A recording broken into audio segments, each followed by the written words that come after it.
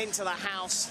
There are the teams, Canada and Norway, juicing it out for the 2019 gold medal here in Krasnoyarsk. I'm Karen Bashir, and joining me in the commentary box is Bob Askew. Hi. Hello. Hi, nice to be here. And an interesting matchup coming up here between these two teams. Bob, what can you say about the Canadians? Well, this is going to be a real match of styles. The Canadians play a very different game than the Norwegians do. In the curling world, you can see that the Canadians have developed a very different style than the Europeans. It's often a big challenge for the Canadians to come and play in Europe because they're used to playing with their fellow countrymen. There's the Norwegians getting ready to go, a little dance before the game. Gaute Nepstad playing lead, Bendik Ramsfjell playing second, Martin Sessaker playing third, and Magnus Ramsfjell, Bendik's brother, skipping this team. Yeah, these two met in the round robin. Of course, there are 10 teams in the competition, and they face each other once in the pool stages, if you like. Who juiced out the top there on that one? The Canadians won that one, 9-7 against the Norwegians. It was a really, really strong game, very, very close. So they've played each other once before. They'll know what to expect. Good atmosphere here in the crowd. It's been great every single day. The volunteers have been great about getting the crowd wound up. There's the Canadian fans, super loyal all week. You'll see a lot of flag waving going on.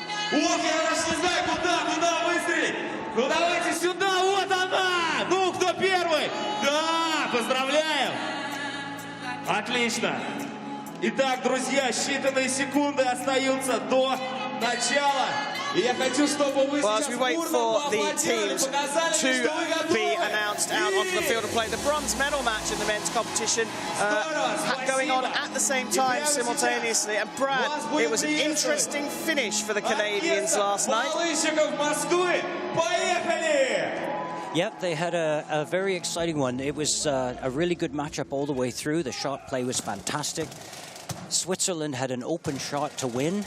It's a shot that Yannick Schwaller would have made many, many, many times before, and all he had to do was make contact with the Canadian stone, just move it a little bit off the 4-foot ring, and he let it go soft on very aggressive ice, and away the stone went, and the sweepers fought it the whole way down. But I think the Canadians could see as soon as he let it go that they were headed for the gold medal game. Yeah, I had a little chat with the vice of the Canadian team, Tristan Stank, and he said that he felt they had a really good game, and then just winked at me and smiled, knowing that it possibly could have been out of their reach. But here's we have the bagpipers here in the Ivan Yanagin Sports Palace. They've had a busy old 10 days, haven't they? Every session. Every single session. This is very traditional for curling around the world. If you go to China or Canada or wherever you are, every major competition, the soundtrack you'll hear is the Scottish bagpipes. For those of most of you who will know, Scotland is the country that claims the origin of curling, although it's hotly debated with the Dutch. But it's internationally recognized that it's been sport for over 350 years in Scotland, and nowhere in the world does top-level curling happen without the sound of the bagpipes. Well, a fabulous intro here ahead of the gold medal game. These teams have been playing here for a number of days in the build-up to this. Yes, Are these the two teams that you would expect for the gold medal match? Well, actually, all four of these teams that are on the ice right now, it could have gone either way. And there were so many close games. One stone here, one stone there, that was going to make the difference. As I say, Canada, if everything had gone Yannick Schwaller's way, Canada would be on the other sheet, and Switzerland would be playing Norway again. But that's curling. One stone makes the difference between glory and playing for another medal. So Canada knew their favourite. They're a strong curling country. They're basically the world's best curling country by numbers and by success.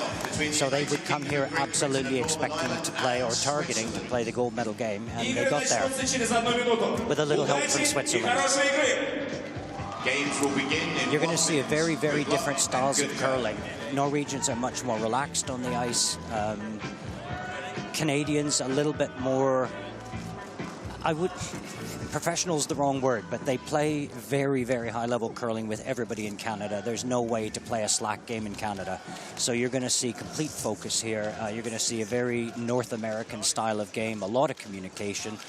They're more than happy to talk about the next shot out loud so the opposition can hear, because they know that they know the shots and the Canadians know the shots, and they're just going to, a little bit of psychology as well. They say if we put it here, the others are going to have a really, really hard shot. So.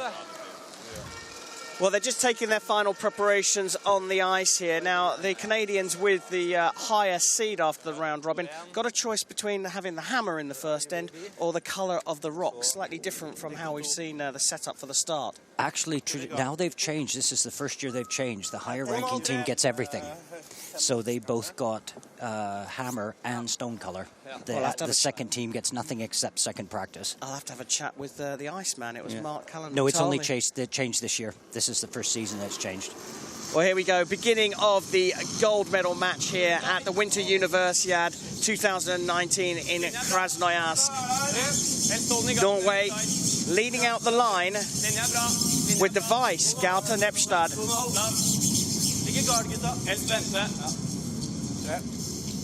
The ice has really been great all week. Really nice swing, nice finish. Exactly what we like for this level of curling. Throwing up a centre guard to start things off.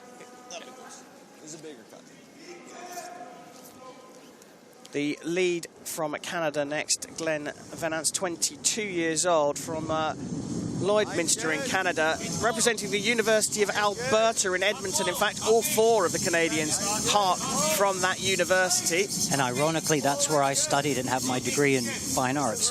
It's from the U of A in Edmonton.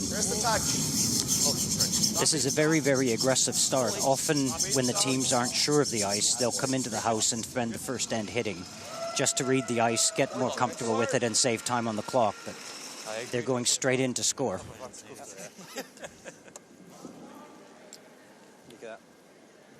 Second stone now from Nepstad. 4 players on each team. And the two teams take it in turns to throw stones.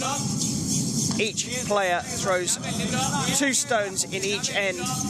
And the idea is to get your stones closer to the centre of the house, the button, than your opponent's. Played over 10 ends. Nice shot, a little heavier than he wanted. He wanted to just sit on top of that. That's unlocked the 2 stones, so Canada will roll to the side. There's the nervous coach watching on. Nothing you can do on the coach's bench. You just hope your job is done, and then you get to sit and watch your team perform. Yeah, that was Rune Hansen, the Norwegian coach there. This looks like a slightly heavier weight. This is going to come down. He's going to catch this. He doesn't. Oh, no, that's not what he wanted. He needed a half stone tighter than that. 9-8 as well. Move things around. Again, this is why sometimes teams just hit in the first end. So were you saying it needed a half stone tighter? You mean he wanted to connect with the stone a bit more true, a bit closer to the centre? We call it on the nose. The nose is the centre of the stone. He wanted to be a bit closer to the nose, so he took the yellow stone out and rolled and just sat on the side. What you want to do is split the house. Move your stones around so that the other team can't get to more than 2 of them at a time. So the number 2, Bendik Ramsfjell, 23 years old, from Oslo Metropolitan University, a junior world bronze medal in 2017. And again, they hit that stone. It's too much swing. Hit it too thin and rolled out. He definitely wanted to keep that yellow stone in the house. Cannot sweep with that. Throw and bump on this one, right? I like that, Chris. Both teams are on a time clock. You'll see that right behind Magnus, his time ticking down. Each team gets 38 minutes to play the game. So often in the first end they hit just to save time on the clock for later when they might need it. Chris Kennedy, the number 2 for the Canadians. He actually harks from Edmonton, born there and studying there. I got it. All the way out. That looked a little bit more like you were saying, trying to hit it a little bit closer to the centre and staying in the house. You've got to keep your shooting stone in the house. There's no point in rolling out, hitting wide rolling out, because the opposition then don't have to use a rock to deal with it. That was a shot that he would probably like to have rolled under, but it was a little wide, so they rolled it away. One of the classic shots in curling is a hit and roll, where you use the other person's stone to redirect and get underneath a guard. Straight take out there. Good shot, just hanging on the edge. That might come in handy later. This'll curl. You heard him say this'll curl, and that's for sure. This has been very aggressive ice all week. It's been fun to play on, but hard to manage sometimes. This is why a lot of the inexperienced teams aren't here, because you need really good technique to play on this kind of ice. Sweeper's working hard on this one, so it's obviously curling more than they were expecting. Again, over curled and out of the back. This is exactly why I say some teams just play hits in the first end, just to try to get this control, read this ice a little bit better when they're really going to need it later.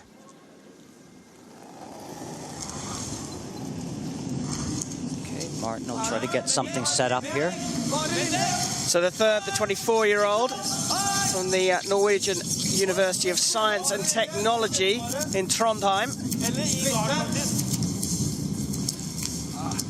He's throwing rocks 5 and 6 for the Norwegians. So all the first shots in the game have been hits. So they weren't sure of the draw weight, and it's really keen ice. Keen means it's really fast, so that certainly didn't slow down.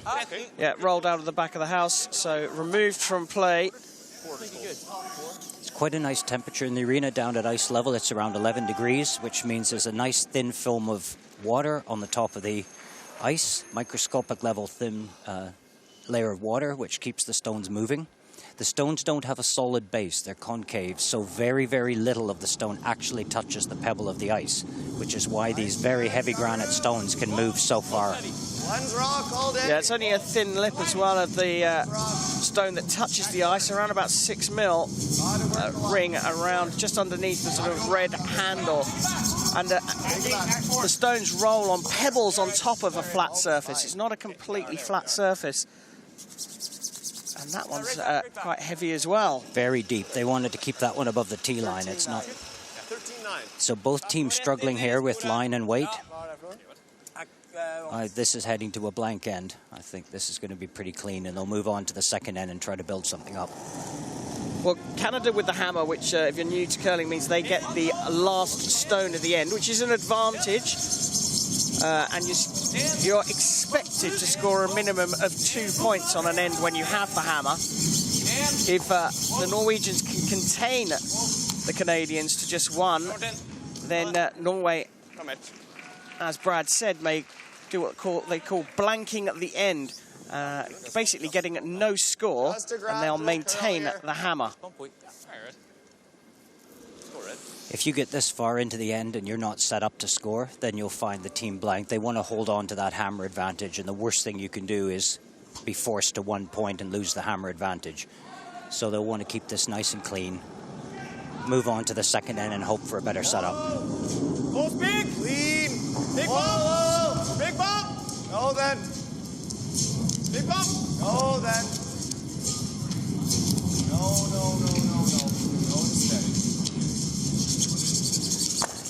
Okay. You'll see Norway sweeping that stone. They're not allowed to put their brush to the ice until it crosses the tee line. So Canadians are in complete control until that stone touches the tee line, and then the Norwegians can do everything they can to roll it out the back. That one looked like you might roll out on its own. They just want to make sure. It's often that it gets slowly to the outside and then spins back in on itself. It's quite a phenomenon, and we've been caught out many times by that. They want to make sure it clears the back of the rings. And also they don't want it hanging on over the back line, because until it's fully over that line, it stays in play. And it's a potential jam. Something could hit it and stay in the rings. So they want to make sure that the back is clear. So the skip from Norway, Magnus Renfjell, as you can see, representing the Norwegian University of Science and Technology. 3 of the Norwegians from that university, and the 21-year-old skip also was the 2017 Junior World Bronze medalist and is the Norwegian national champion. Is that one going to make it out the back, or will it cling on? Quick. He's really, with that center guard, they're really trying to get something on the center line above the T line and force a mistake from Canada. But nobody's had much luck in this end, weight or line. It's tough to get the... Okay, now Canada's going to challenge Norway. They're seeing that they're not getting their line and weight accurate, so they're going to look to come in behind here, get a position, and hope the Norwegians make a miss. And they're still on for 2 points. Yeah, 1475 here, buddy. Yeah, pretty good speed. So what looked like it could be a blanked end has now opened up a little bit for the Canadians, but they require both two well-executed stones from their skip. Karsten Sturmey, the 22-year-old. You'll see Karsten sweeping with an old-style hairbrush. They're banned now for modern sweeping because they were able to steer the stone and damage the ice. So they're allowed for sliding, but no sweeping. Close, right, copy, not close. Line's getting better. Line's good. Line's great. Copy. Yep. Well, as you can hear, they're happy with that one. Yep, it looks good. Line's good, top 8. Nice and tight to the guard. So just coming past, but falling a little short there of the house. Still means it's in play here, but what do you predict the Norwegian skip to do here, Brad?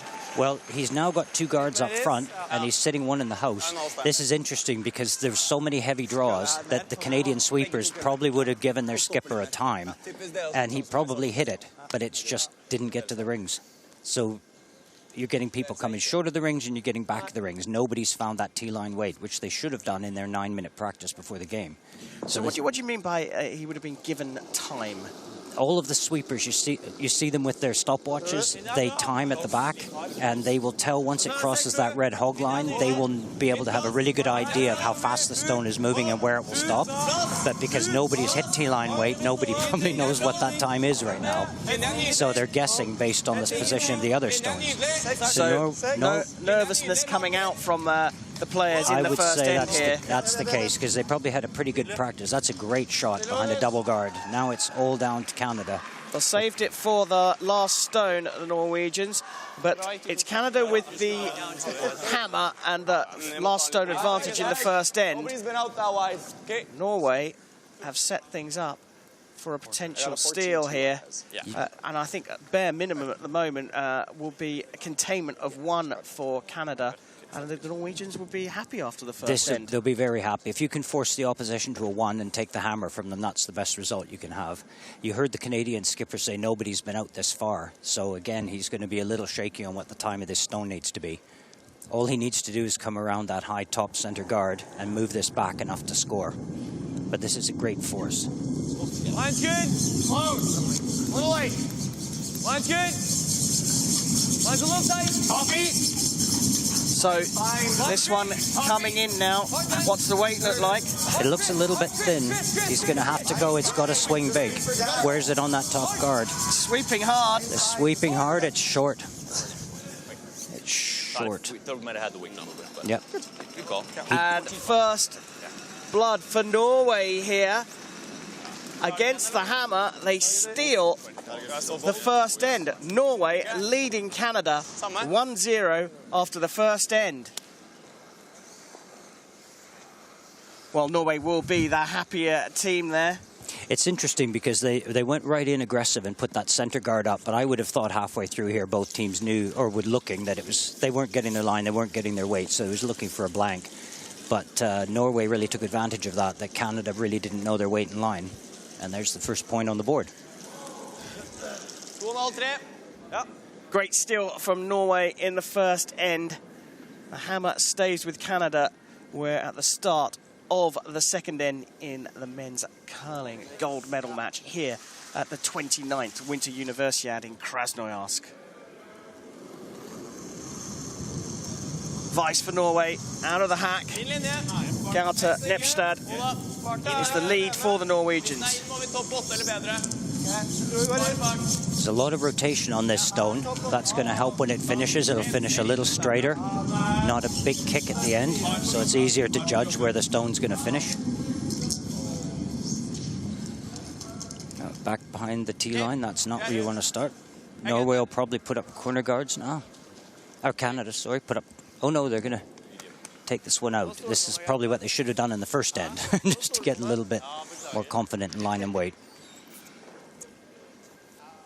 So Rune Hansen will be the happier of the two coaches as Canada lead out with Glenn Venant, and different tactic to the first end here. Canada going for power over placement. Norway sweeping hard to try and get this one to come out of the side of the house, and it's just clinging on to the 12-foot there. These are the annoying ones that come back to bite you later. When the battle goes into the 4-foot in the center, there's always that one hanging on the edge that bothers you. Good try by Magnus there, just going to spin back in. There we go. Second stone from Nipstad device for Norway. See the Canadians behind him watching the line of this stone. Not many people have played way out here on the edge of the 12-foot, so they're just seeing how the stone finishes. You like that? This way? He looks happy with that one. It's back over to the 22-year-old Venance. Now, what's the skip doing there? Obviously, he's giving instruction on what to throw, but why is the broom down? What's it there for? The broom is where the player targets, because we read the ice. We know that there's about a 5-foot swing on this ice, so the skip judges where you have to throw the stone toward to have it finish where you want it to. So a big skill in the pre-game practice, the 9-minute practice before these games start, is really seeing how the ice is swinging. And as well as aim, they're looking at weight as well. Who's calling the weight? Sweepers. The sweepers are entirely in charge of the distance of the stone. The skip is entirely in charge of the line. So Magnus is giving the target line here, and the sweepers will know, and the player will know what weight of stone, what speed of stone they need to throw to execute this shot. Once the player lets go, it's the two sweepers who are fully in charge of getting that stone down to where it has to be. The skip will only get involved if the line is wrong. Well, Bendik Ramstel releasing the first of his two stones and throwing up a centre guard. They want that one to go just a little bit further? That's a little bit far out. This ice is very, very big finish. You can move a full stone over within half a brush length. So you really need to be careful where you put your guards. Too far out and they're just invisible. You can throw middleweight hits and still get right around them.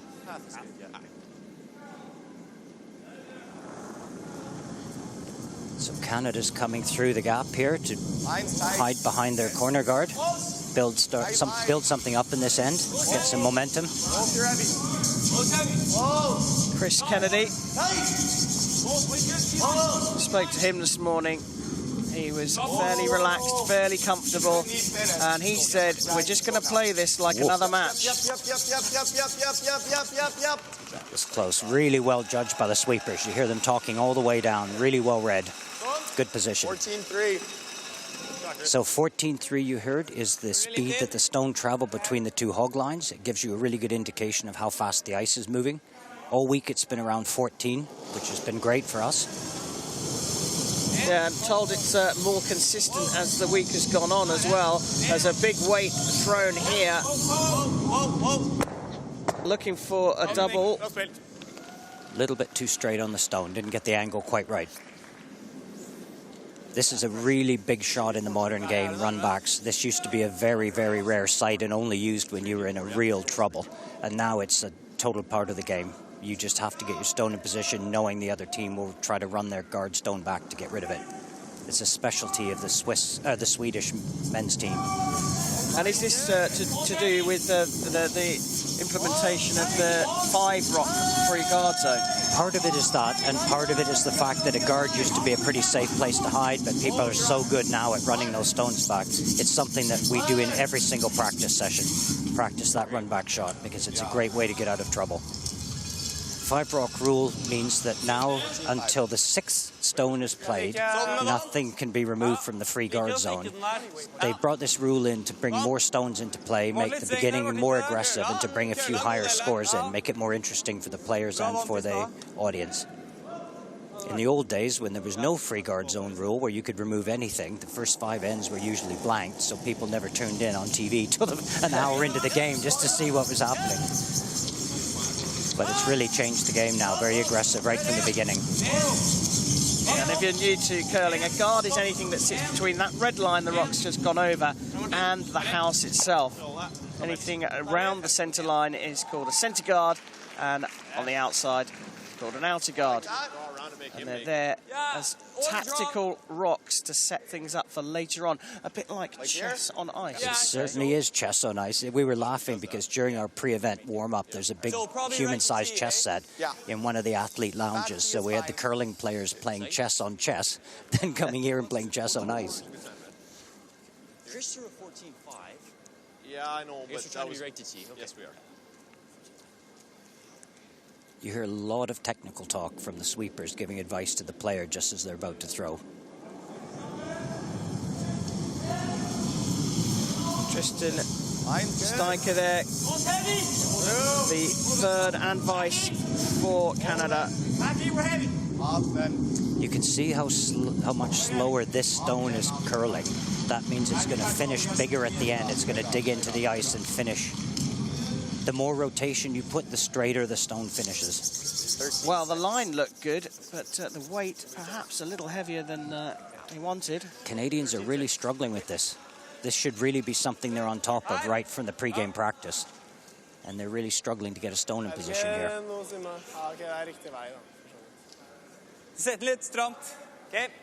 Sometimes when you're passing a guard and you know the stone is heavy, the sweepers will sweep it in to rub the guard on the way by to try to take some weight off it. But you can see there's no way they would have rubbed that guard. It's too far.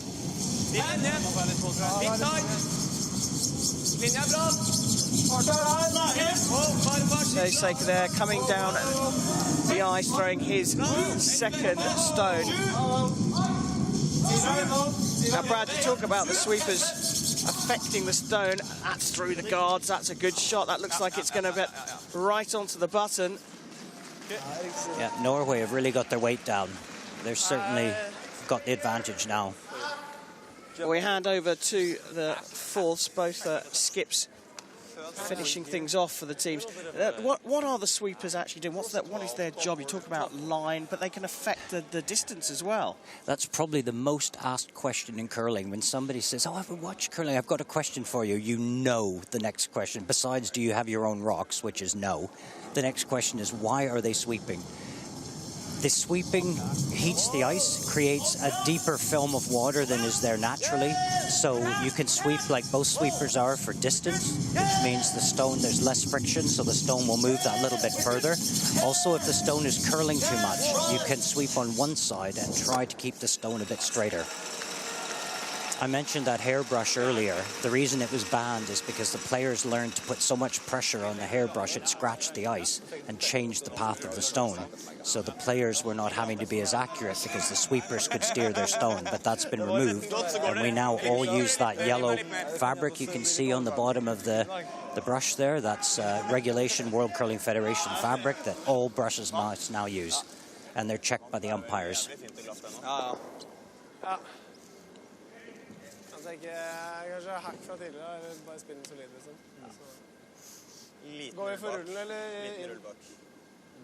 So now the thinking time, 38 minutes the teams get across the 10 ends, starts to come into play, and you can hear the Norwegians having a little chat about what they're going to do here. Brad, what would your call be? Well, the Norwegians at the moment, because they got a point on the board, they're actually trying to keep Canada to 1 point here. So what they'll do is spread their stones out, look for a force, look for something that Canada can't build on. They're in a great position at the moment. Nice shot. Just a nice little hit and flop, we call it. The Canadians now can only see the outside half of that stone, so any contact they make will roll into the open. That was a great shot. Nice control. Beautiful weight. Actually, that probably looks like bump ice to me. We can roll wide. That's probably better, honestly. So you can see there, the Canadians can only see the outside, so they're going to roll to the left toward their red guard. You guys like that ice? So looking to play a similar shot here between the red rock guard and the centre guard. But as you suggested, because they can only see a certain amount of the stone closest to the button, It's where their rock then goes off afterwards that's the problem for them. This is a classic curling shot, a hit and roll. You have to make contact and remove that stone, but you really have to focus on where your stone's going to finish.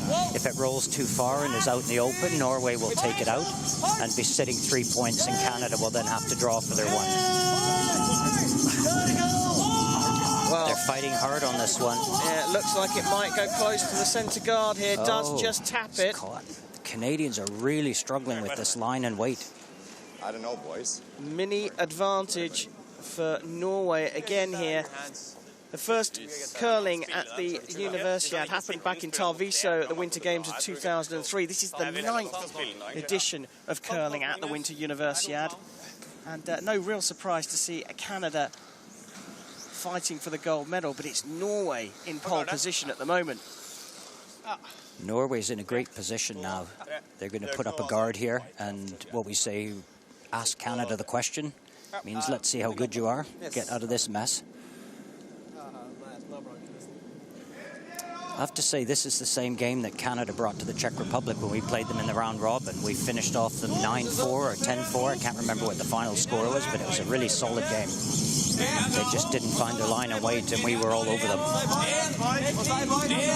Yeah, you won 10-4 in the round robin stages. This looks good. Is it going to clear the guard? It does, just. It's a great shot, so there's no way through to directly hit that. Canada's going to have to draw. So again, Norway's going to, if Canada makes this shot, Norway will force them to 1 point. So they'll lose the hammer advantage with only 1 point on the board. That's great play by Norway. But where is the route through to draw this into the centre? He's going to... 14-4 they've just asked for. He's going to come through those two right-hand yellow stones. This is going to be, he's going to have to be careful here. Too little weight, he rubs the inside guard. Too much, he gets the outside one. He's going to be a little bit worried about that over curl on the last shot, so he's going to be probably quite positive here. They've got to be careful he doesn't slip back too far. Final rock of the second end here. Karsten Sturmay, the skip for Canada, trying to avoid a big steal here. Gold medal at stake. Line looks good, and they say the weight sounds good. This looks like a good shot. Great shot. Now it's about the length. Great shot. Perfect button shot. That's what skip's here for. When your team's in trouble, put it on the button. Now, Canadians will be happy with that. Well, they avoided the steal, but with the hammer, a team is always expected to score more than one. Norway have contained them to one, having stolen the first end, but it's one apiece as we go into the third in the men's curling gold medal match.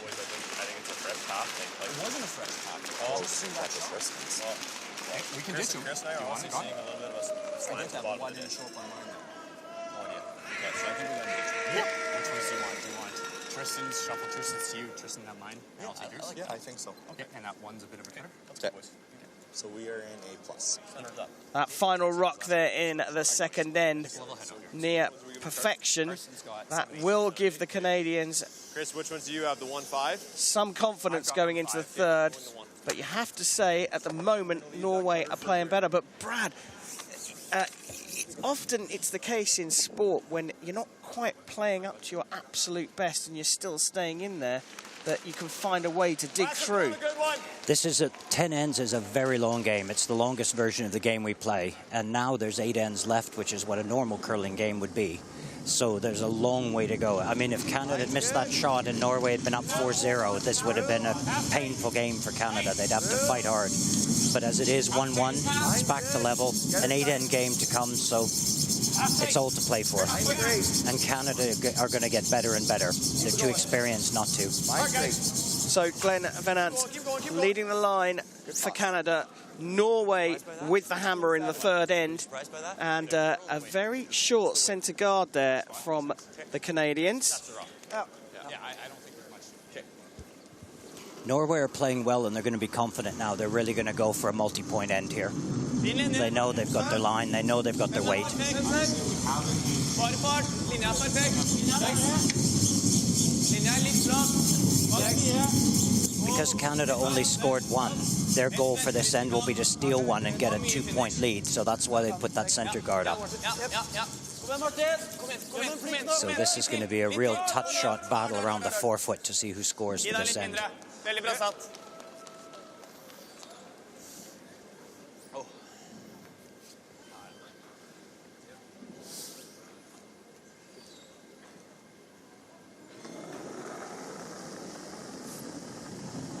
Second stone from Venance for Canada.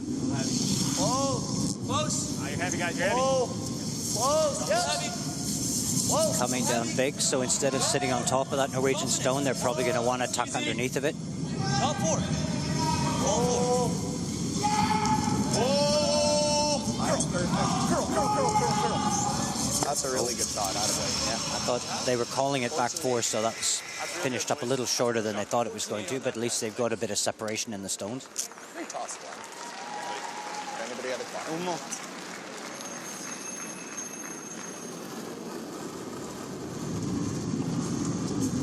Norway out of the hack quickly here. Nipsted throwing second stone.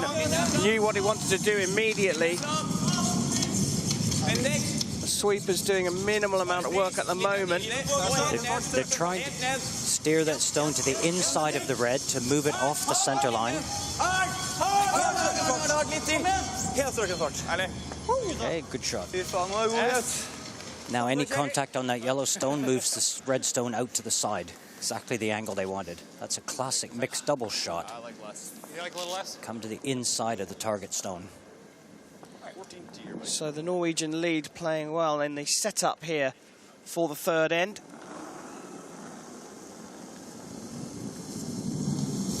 Canada's second, Chris Kennedy. Line's good. Close tight. Close tight. Top 12. Tight line. Top 8 was good. Whoa. Top 8. Coming around the other side this time. If you're not so familiar with curling, you'll hear the sweepers calling numbers. The blue ring is the 12-foot ring. The white ring is the 8-foot ring, and the red ring is the 4-foot. So you hear them saying top 12, top 8, top 4. That's giving the skip an indication of where they think the stone will stop. Enten runnen og sitte 2, eller bare dra ut på sida. Kan dra ut på siden, kanskje? Kan dra bak her også, jeg liker det nå. How's your Norwegian? It's not that great, but I think you can get a good indication from what the use of the broom as to what they're trying to do here. Runnen er kanskje safest, jeg vet ikke. Ja, bare bli sittende med shooteren som corner. Ja. We see so much Swedish curling that we often call bra linje, which is good line. So even back in the Czech Republic, I call it in Swedish. So we're going to get a run back here. This is going to try to change the stone positions in the front. It's going to run that red guard back and try to contact and move things around. Ooh, just missed it. It's a very tough shot on this aggressive swingy ice. It's really hard to get that contact right in the right spot. It's hard work for the sweepers. Medium on the red, and I mean, even if you overcurl and clip the 2, you probably clip it out. So do you like it like that? Well, you saw one of the athletes there just slowing the stone down. They knew that rock was going out of the back of the house, and as soon as it crosses that back line, it's no longer in play and rests up on the outside. And the rock's condition is crucial here. I heard from Mark Callum, the Iceman here, that some of the rocks are perhaps not quite as true as they were when they first came here for the test event. The stones have to be conditioned every once in a while. That means that they deal with the bottom surface where it contacts. Great shot. Where it contacts the ice. When it's papered, they use a rough sandpaper, and it's done once in each direction to give more grip on the ice and make the stones move more. But over time, some of them smooth out, some of them stay aggressive. So in the evening, when everybody's left, the coach and the alternate stay at night, and they throw the whole set of 8 stones, trying to look for little changes. Some a little straighter, some a little further, some a little more aggressive, and they choose those stones and give them to particular players for their shots. But these are great stones. They're made at Cays in Scotland. They're Olympic standard stones. They're a pleasure to play with.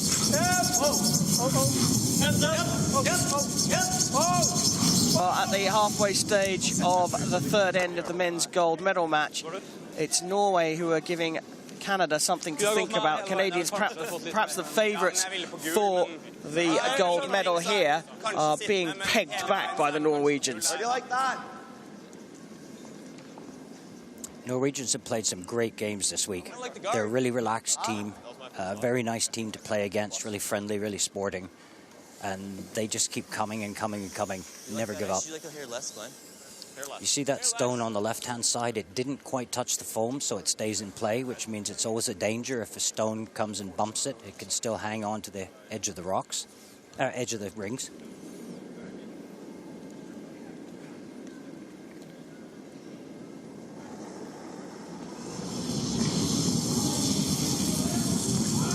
Early. Oh, no, clean. One drop to the slide. Halfway high. One to the slide. Gotta finish. Big finish. Line's getting good. Jump.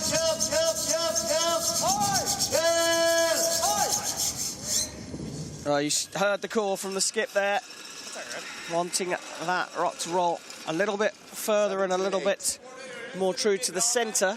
Happy with that one? They'll be happy. It's a little bit long, but you heard them say 17.8, so it took 17.8 seconds to move between those two red lines.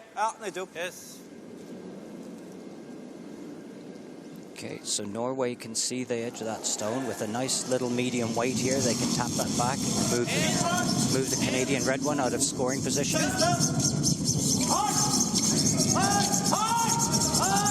Oh, they're going to get past the guard. They're fighting hard to keep this straight. Oh, great shot. Just so close to the guard laid up by the Canadians. That's one of the most useful mid-weight hit. It takes about 10 seconds to get between the two red lines, and it's one the teams practice over and over and over to move stones around but keep the shot stone that they just played in the rings. Great shot. Yeah, and the way that they're laid out at the moment, are the Canadians going to play a similar shot here, just trying to go in between the two guards but curl the other way? This is a beautiful setup for a double. If he gets this right, one stone a little higher than the other one, they'll come off that right-hand stone onto the left one. Right out of the hack. Looking pretty strong. Sweepers aren't touching it. One, beautiful. Two, a great shot, a great reply there from the Canadians. And they are fighting back. The Norwegians still playing well. But as you suggested, Brad, the Canadians getting better as each end progresses. They were centimetres from jamming on that back red one that was off the rings. If they had done, the yellow stone would have stayed in play. So they were lucky to clear both of those. As soon as Norway played that previous stone, they knew that they'd set up a double. So then they were just hoping that they wouldn't get both of them.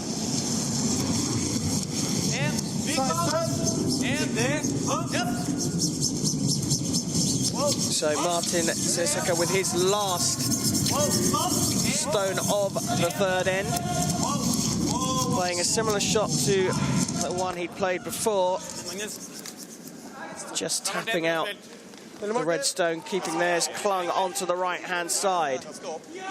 Rolled a little bit too far. They wanted to stop behind the guard, but you can clearly see now, they can see the whole stone. They're going to want to roll in on that one now and stop behind that yellow guard. Probably, yeah. Probably need a little extra, hey? Yeah, to get firm coming in, I agree. It's funny listening to the Canadians versus the rest of the world. The Canadians have a real unique vocabulary about curling that sort of gets translated as it moves around the world. Keep brooms down. But no matter where you are, you hear from Japan to China to Russia, you hear the English version of a lot of these classic shots.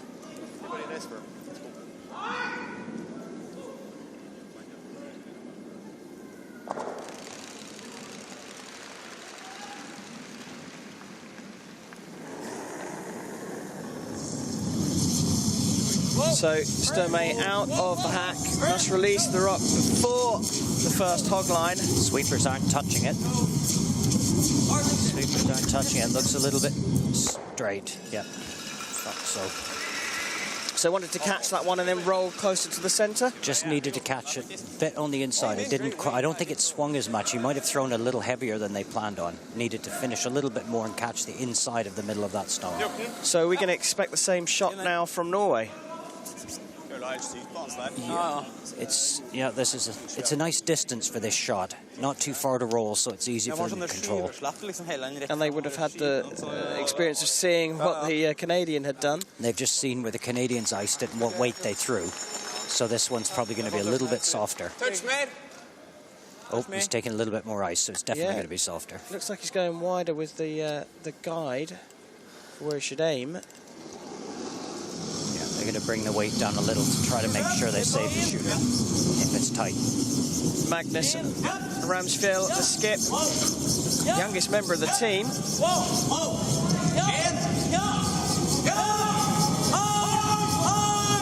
Well, that's hit the inside and rolled in, and that is tucked up. It's a bit further across than perhaps he wanted. Yeah, that was a little bit light, and the sweepers were struggling to hold it. He needed to hit a little bit thicker on the stone.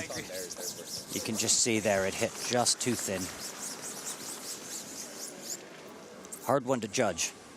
Yeah, and we're talking at the sort of delivery end, fractions of a millimetre, because we're talking about centimetres down in the house, and it's having rolled 146 feet. Most of these stones, it's not the line that they get wrong, it's just a small bit of weight. If the stone comes down a little slower than they wanted, it's going to overcurl and hit the stone too thin. If they put a little bit extra weight on it, like a half a second, it's just going to hit the nose. It's not going to finish. So it's really difficult to get exactly the weight, the speed that you want to get that shot. So Canada's final stone released by Karsten Sturmey, the skip.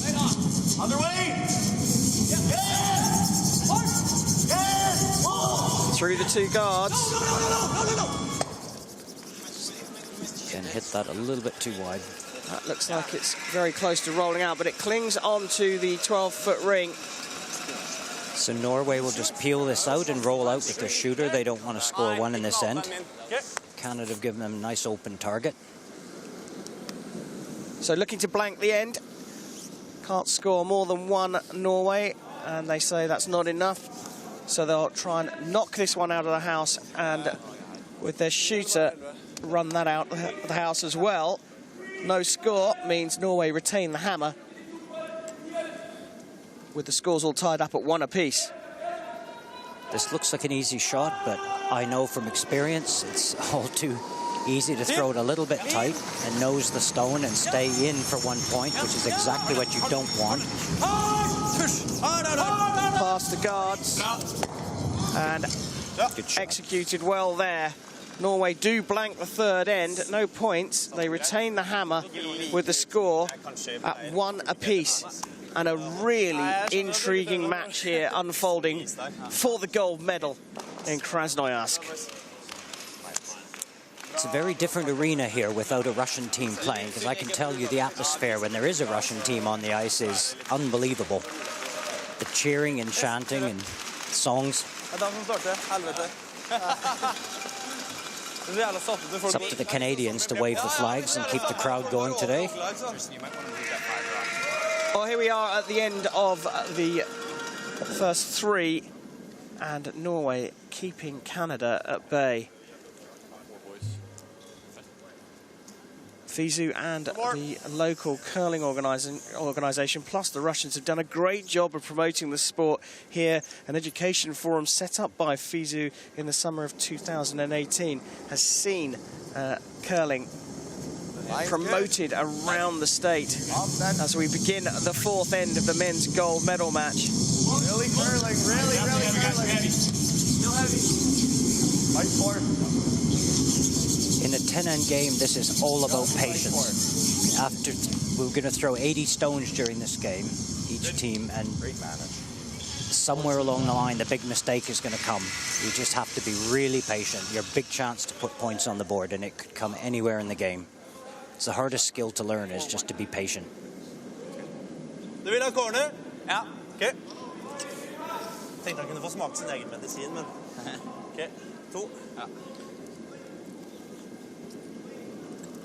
Well, the Canadians starting the fourth end by throwing one into the house. What's going to be the reply from Gaute Nepstad, the lead for the Norwegians? If they want to get points on the board, they really need to get these two corner guards up now. It's far enough in, everybody knows the ice. They'll put a corner guard up. The next one will probably be to the other side, depending on what the Canadians do. They want it nice and tight. Okay, a little bit long.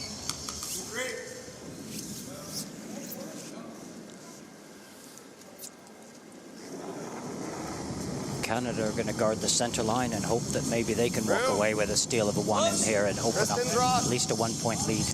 Always Tristan, always Tristan. Tristan all day. Always Tristan. Can't be in the house. Tristan, finish when you can. Hard, Tristan. Both of you if you can. Hard! Not in the house, though. You heard the skip say it cannot be in the house, so they were waiting to see how fast that stone was coming down so they could sweep a bit and finish it onto the center line. If that stone had even touched the front of the rings, then it's able to be hit. So, Brad, for the uninitiated, or those not so used to the competition standard we're at here, let me ask you what might be a bit of a dumb question. Why aren't they just throwing all their stones into the centre of the house? The problem with throwing your stones into the house, as soon as they're in the, as we call, in the paint, then they're able to be hit. And open hits don't score you points. If we hit, they hit, we hit, they hit, we hit, they hit, you don't get anywhere. So the only way to get multiples is to get guards up, to get one stone sitting on top of another one, what we call a freeze, to try to force a mistake and keep your stones in the house. The only way to, the classic way to build up an end is to put corner guards up, get stones out hidden behind them on the outsides, and then leave your skip to draw to the 4-foot red ring for 3, for 4 if you're very lucky. But at this level, people are able to run back guards, they're able to pick stones out, so it's hard work getting this 2 and 3 on the board. Often you need a mistake from the other team. Well, all about setup in the early rocks here. That's why lead and second so important. As far as she goes. Trying to get this one up, and it's just outside. That's not a good shot. It's left a double center guard. Norway will take advantage of that. Now they're going to come around because they can't cleanly hit that red stone now. They're going to try to position their stone so that it's safe in the 4-foot. So going for a big draw here, aiming way out to the 12-foot. Completely different shot from anything we've seen so far in this end. Trying to curl from the right-hand side across to the left, moving quite some distance. The ice is about 15 feet wide.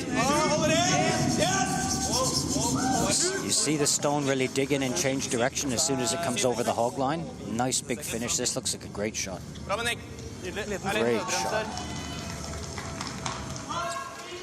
So Canada's going to angle run this back. This should be... We have 0 runs on these reds right now. I'm just saying, like, if we open this, side one up, can we not get the roll in? No. You heard him say he's got 0. This is why Norway could take advantage of this, because there's no clean shot on either of those red stones to come back into one of the stones in the house. That was a great positional shot. That's hooked, right? You see that left-hand red would have to be hit on the inside of the stone to hit that left yellow, which is covered. Which one do you like So this better, is a really Chris? great setup for Norway. Hey, So the You're only looking way for they a can do third. this is run across and hit the opposite one. He's going to hit that left red into the right yellow. Hey, Chris. Talk to make it, buddy. Tricky shot. All about the angles and the weight. oh no. Sweepers are off it. I think this is high. Yeah, you heard the Canadians calling, oh no. The skip saying no, and they've hit their own guard. The one they wanted to hit, but way too thinly, and it's cut across the top of the house and missed everything in the middle. Ja, tror de spiller den, men hvis de gjør det, så har vi 2 corner I så fall. Ja. Alternativt halvt om halvt bak, da. Det en mulighet? Kan dra her, ja. Ja. Vi jævlig mye å treffe på den, da, så jeg liker bedre Andøy. Gaute Nepstad, the vice there, 2,5. Ja. Ja. in consultation with Magnus Ramsfjell. Are Are they going to throw another one into the middle here? It They're coming around. It's really important where they get this stone position because teams at this level can really take advantage of angles. So they really have to have a talk with each other about where this finishes. Don't set up a double or worse. Yeah. They're basically just replacing the Canadian stone. A little bit higher. Haven't thrown into the house. They've thrown another centre guard up. They're trying to protect what they've got already. Again, they've left Canada just 2 angle run backs if they want to bring that red into the house, so that's a good shot. This is better, actually. Do this, and you might get lucky and push that. Okay, that's better. Okay, you're going to see some granite flying now. They'll try to clean up a little bit at the front because they're not in a great position.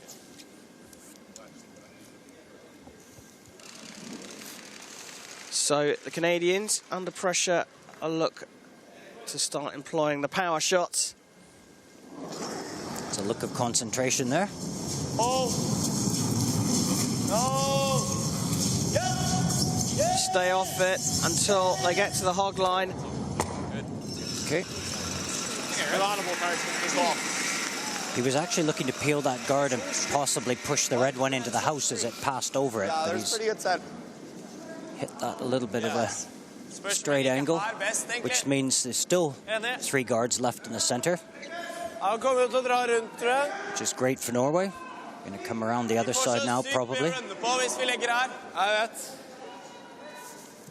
So they want to put a rock back in the same position. That's what they're discussing at the moment. But as Brad Askew, our curling expert, suggested, looking to come the other side. There's a really nice angle on the guards because the yellow one is quite high. So if they pass that, they've got a really nice path in underneath. So back coming from the same way. The sweepers are staying off this. It's over the hog line. Is it going to clear the guards? It does. And is this going to just touch up against the one they've got? I think that hung a little bit wider than they were hoping. I think they wanted to get a little bit further underneath there. Yeah. I don't hate it. I kind of like the angle better for that. Yeah. Do you like the out? Probably the in, actually. Okay. All right. You're looking for 3/4. I like a little less then. So they're going to run this back, try to tidy up the house. So it's going to be big weight. So when you say run this back, they're aiming for the middle rock there in the centre? They're going to take that middle red and run it back into those yellows and hopefully clear the house. So another power shot here from Tristan Steinke. Go! Yes! Yes! Perhaps a little lighter than the last one. Yes! Yes! Yes! Great shot. Great shot. Hell of a shot. Oh. That's going to make a big difference to Canada because Norway was really building up there. See smiles on the bench. They know they got out of trouble there. I think the bottom of the ball was actually So you see on the replay. Yes. You know that feeling when you play a great run back.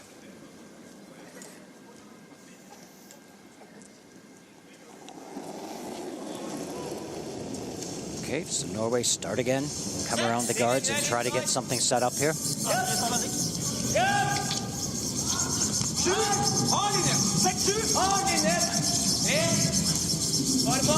Sweeper's working hard on this one. What is the reply to the great shot from Canada? It's a great shot, nice and close to the guard. Good call on line. Nice shot. So Norway sitting 1. And nicely behind that yellow guard.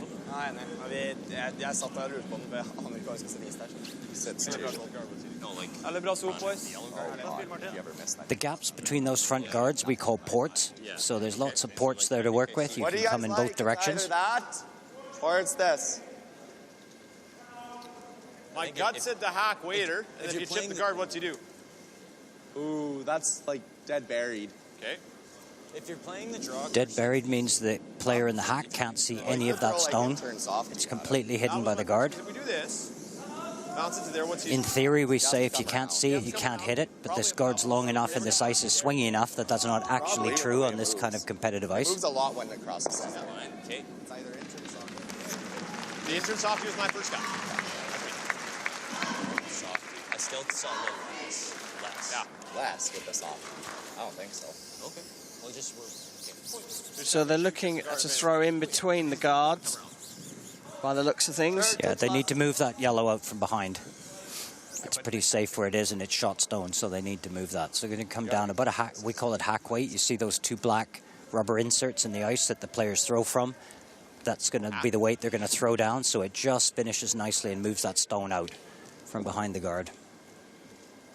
It's quite a nice finish as it crosses the center line. It moves quite a bit, so this is a very makeable shot.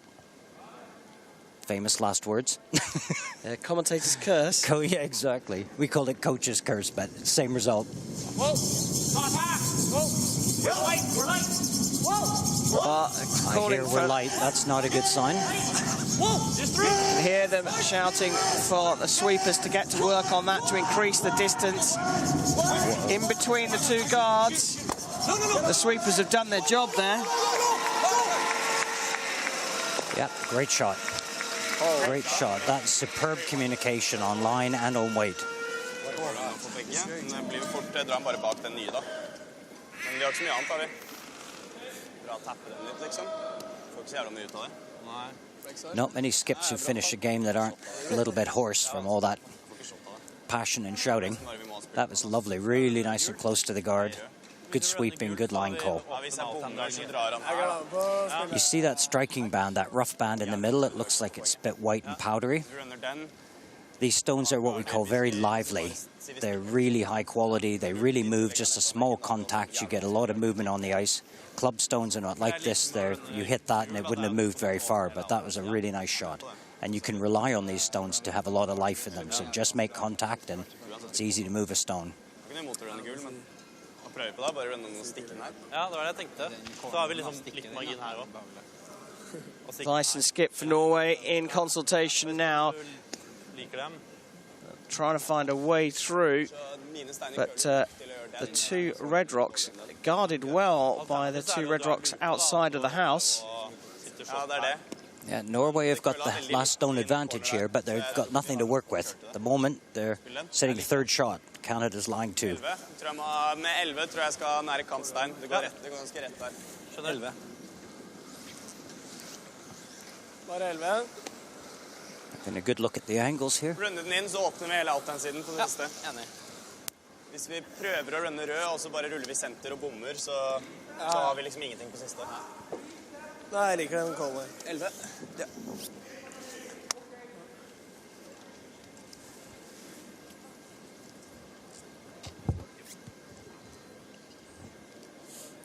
Need a great shot here from Magnus if they're going to score in this end.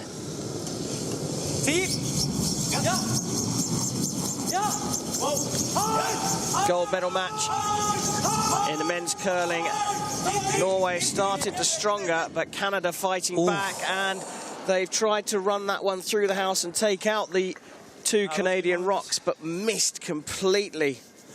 Yeah, the sweepers were trying to hold it wider, but it just curled that little bit too much. Hit the stone too thick on the nose. Ideally, if anything, the overcurl slightly is probably the best. So Canada's going to block up that front now and challenge Magnus to have a great shot to get anything out of this end.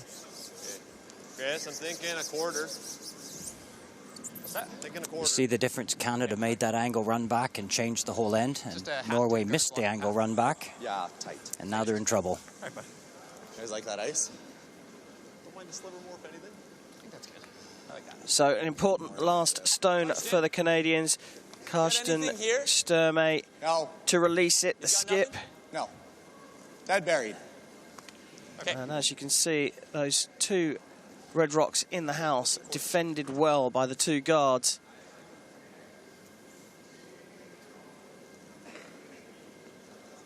Placement shot expected here from the Canadian skip to make things tricky for Norway, who have the hammer in the fourth end. Halfway. Whoa, it's really heavy, guys. Weight's good, we're tight. Weight's good. Hey, it's good. Finish it, Chris. They're staying off this one. Skip thinks it's heavy. Good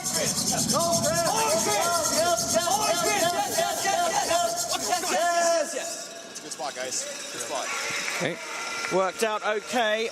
That has provided a little bit more defense to the two scoring stones in the house inside the 8 and 4 foot there. So now it's over to the Norwegian skip.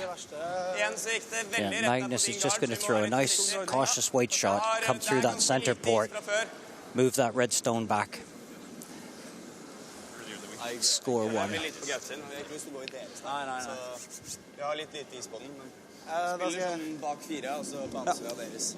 You heard them say the stone was heavy, but on this aggressive ice, it takes a longer path because it swings more, and the weight just came right off it as it started to move.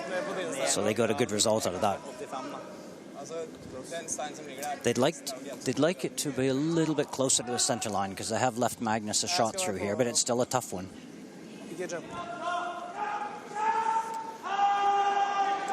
Norwegian skip Magnus Ramsfjell with the hammer out of the hack. Stone released before the hog line. Sweepers at work. Just keeping it nice and clean. It looks good. It's got to move. Here it comes. Here it comes. Line is good between the two guards. Is it heavy enough? A little tap. Great shot. Yeah, 1 yellow. That's why the Canadians just needed that stone a little bit closer to the center line. They gave him just that room to swing onto that stone.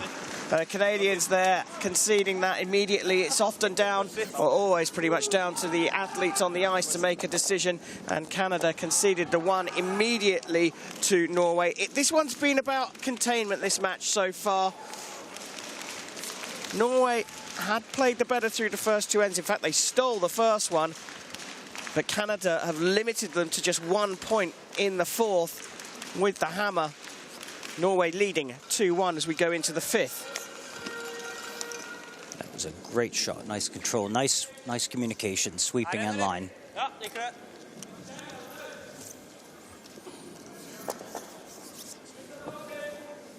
So this is the kind of game you'd expect at this level for medals. 1 here, 1 there. Waiting for that mistake to come and get a few points on the board. Canada starting to warm into this. They have the hammer in the fifth end. And Gaute Nepsted, the vice, who's thrown a 97% accuracy through this particular match. A gold medal match, in fact, releases the first stone. Your lead player who throws the first 2 stones is so important at this level. In club curling, the weakest player on the team is given the lead stones. But at this level, if your lead is not world class to set things up for your skip, you're really going to struggle. The first 2 players chosen for teams at this level are the skip and the lead, because they make all the difference.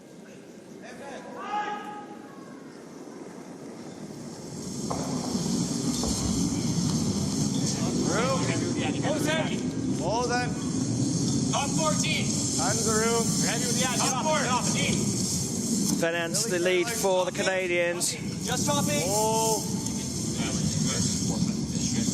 Weight is looking pretty good here. They're trying to ride this one into the house. Go, go, go, go, go, go. Nice toss, buddy. Had a point. And the Canadians are happy with that one inside the 8 foot. Litt mer. Hun jobber ganske hardt i starten her, altså.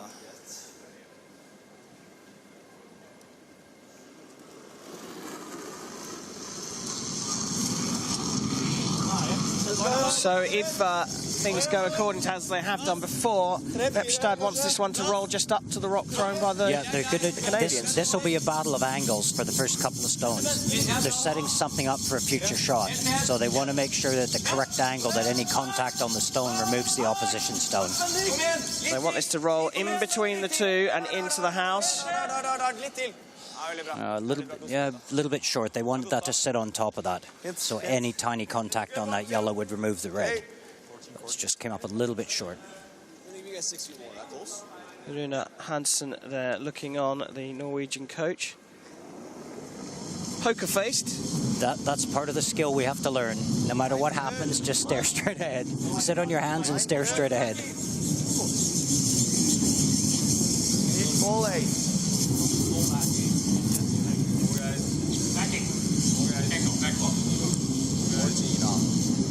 This looks heavy. Just past the guard and past the other two in the house. Stay in the rings, but it's further back than they wanted.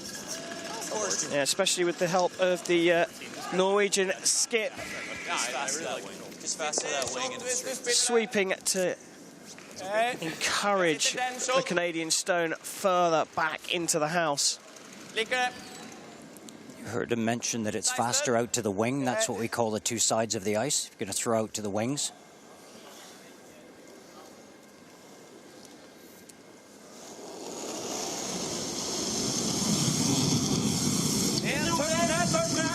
So just setting the inward curl as he comes up to the hog line. Norwegian second, Bendik Grimsfeld. Tapped his own rock and then into the Canadian rock, and the shooter being pushed out of the house. Yeah. Bendik's struggling a little bit in this game. His stats are down in the 60s. And this kind of gold medal game, that's going to cost them. Needed to hit thicker, and he's just rolled out the side here. They really needed to have two yellows sitting in the house, and that red should have been back past the tee line. So Canada's in a nice position here under that center guard. So do we see Canada break away here? Line's good, you got rails. Chris Kennedy also down in the 60s with his shot accuracy. The second position, before the 5-rock rule, when it was only a 4-rock rule, the second player basically spent most of their time hitting. But now the second has to play a really good draw shot or a positional shot with the first one, because they cannot hit till their second stone. Cannot hit anything in the free guard zone until their second stone. So they have to become more versatile. They're more like a vice player now. 15-1. Where's my grip? Liker du samme? Okay. Well, perhaps they wanted that one either to curl a little bit more and a little shorter, or to go a little bit longer and closer to their other rock. It's a nice position because any contact on it is going to go over that back red. We call it showing them half a stone, and anything that they do there will go over the top. It won't be able to hit both of them at the same time. So it's a pretty good position. A lot of rotation on this stone. Bendik.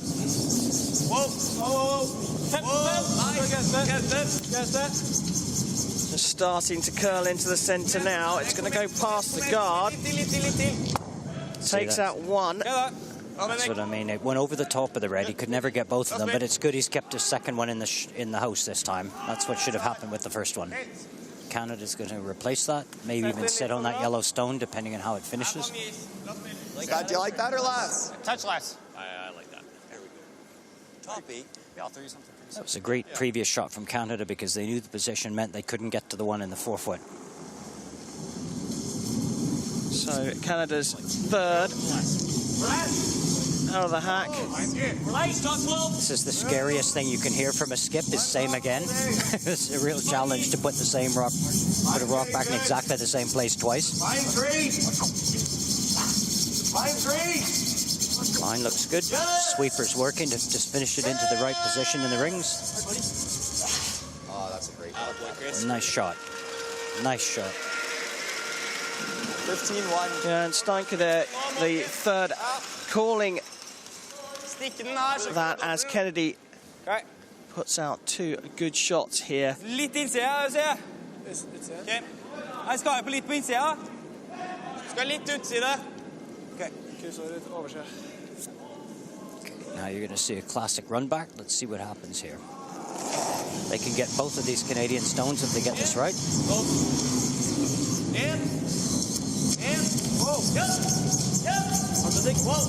Weight heavy line, very good indeed. Great shot. Good shot. Shooter hitting the sideboard will be removed from play. A bit of a fist bump there from Teisaka. If you click that, it's not terrible. Yeah, really good shot. Top 8. Nearly got all three. Happy with that one? Top 4. I think it's going to be a little better. No, even a rock is making a big difference right now. Well, they have a little break at the end of the this halfway stage of the match to just resurface the ice and just give it a bit of a clean. But it looked to me there like the Canadians were doing a bit of cleaning themselves ahead of time. Yeah, we expect this ice to be so perfect that the sweepers do a bit of cleaning, make sure there's no debris, because they want this to finish perfectly. These stones are really, really heavy, but if they catch the tiniest piece of ice or a bristle from a sliding brush or even a hair, then these stones can change direction.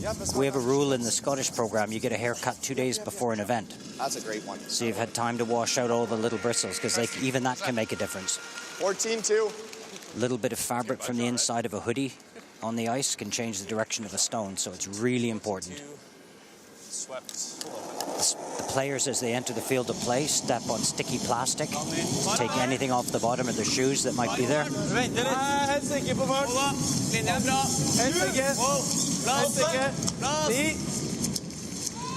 So 2 different shots from Martin Seesacker, a weighted, heavy. This one's too heavy. Run back, and now a more delicate shot here. A little bit too heavy. You saw the Canadian skip just waiting for that stone to cross that tee line so he could jump on it. But it's a tricky skill, isn't it, in having to throw one heavy one and one placement one. It's something we practice. If you've got somebody throwing hits, you've got an elevated heart rate, you've got elevated adrenaline. So it's something we train for. You throw a hit, then a draw.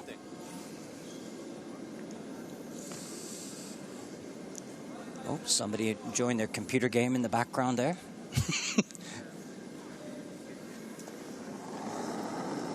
Yeah, patiently waiting for the big four-ender. The last couple of ends here. It's really brewing up into a fine conclusion, this one, at the halfway stage. At the moment, there's not going to be much between these two teams.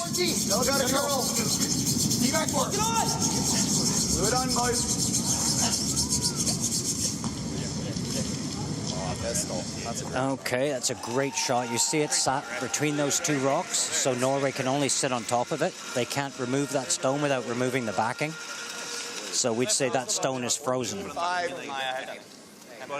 So what's the tactic here, Brad? Do the Norwegians go for something heavy here and try and clean out the house, or will they try and roll up for placement on as close to the button as possible? There's no way they can get rid of that red stone. They're going to try to probably remove the backing, because right now that stone is completely safe. It would jam on the yellow or jam on the red. Even if they threw super weight at it, it's still going to jam on that red and not leave the house. So there are 2 choices they've got here: would be to freeze on top of it to try to limit the damage, or try to tap that backing off so they can find a new angle and maybe deal with it. Running out of rocks, though, here. So will the Norwegians try and repeat what the Canadians just did and put their rock on top of the one just placed by Canada? We need a good shot here from Magnus, because if this isn't, Canadians can really lock up this 4-foot, and this could be the first end with more than a 1 on the board. So this stone is just to change the angles.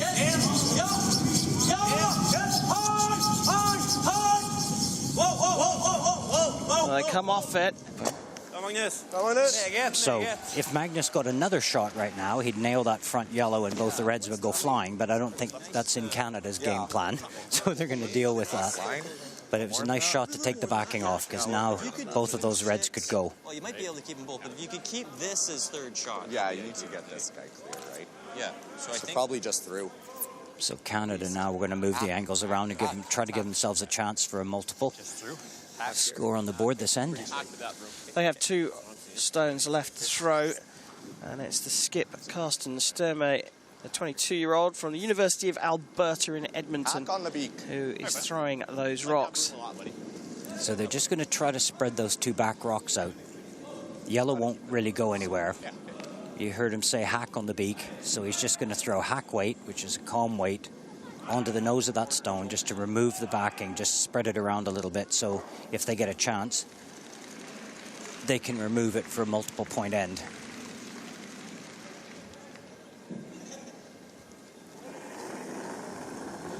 Out of the hack. An important penultimate rock for Canada here to set up for a potential multiple point score. Needs to swing a little bit more here. Sweeper called into work here.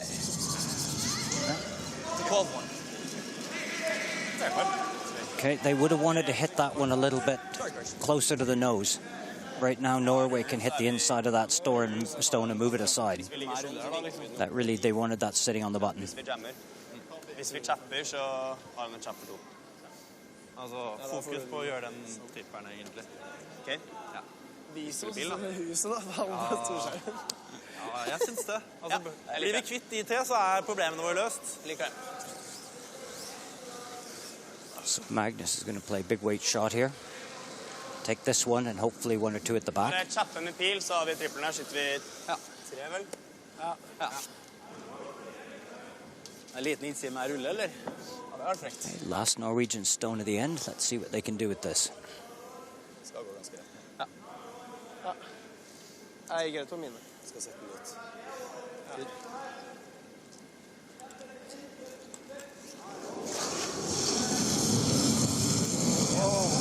Well, weighty, that's for sure. Norway are looking to clear in the house. 1, 2. So certainly two scoring points, two scoring stones here, perhaps 3. Canada, yeah, this is going to be interesting because Canada's got a double in the center, but that yellow top 8-foot stone is out-counting the back red one. So right now he's looking at a really good double just to make his one.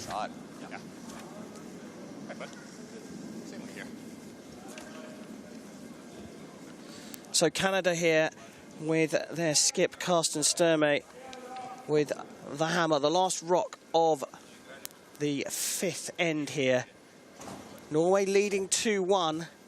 Canada slowly but surely edging their way back into the match here, but need a good shot to take us to the halfway stage.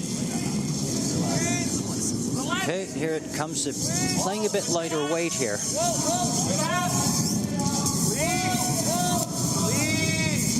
They've got to come to that center stone. It's coming over now. It's coming over now. Coming over now. Great shot. Lovely. Great shot for the one. Lovely effort there from the Canadian skip. It's been an intriguing battle here between these two teams for the gold medal at the Krasnoyarsk 2019 Winter Universiade. Neither team has been able to score more than a single point in the ends, and we are level at the halfway stage, 2 apiece between Canada and Norway.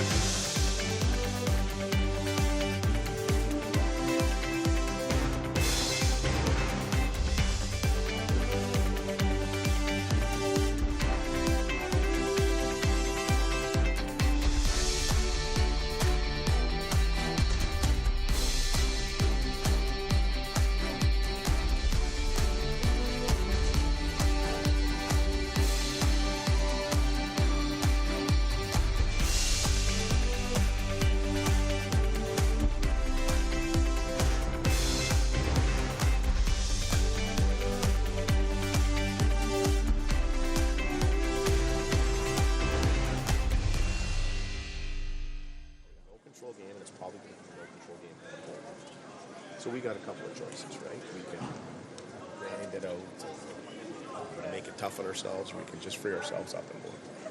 Okay? So I think that's what we need to do here in the second half. Just free ourselves up, go and play. Set yourself up well in the hack, throw it to make it, you know? Operate within the broom head.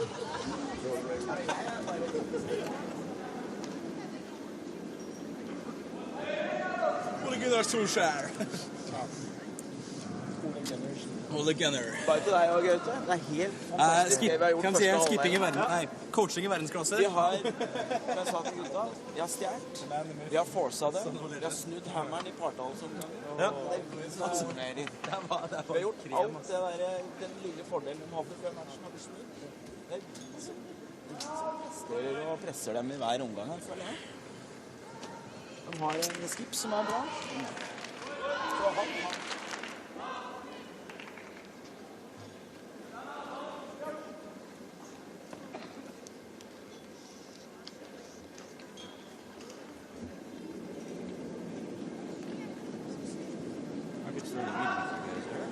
Yeah. Take your aim on the minus, so she's great for this one too.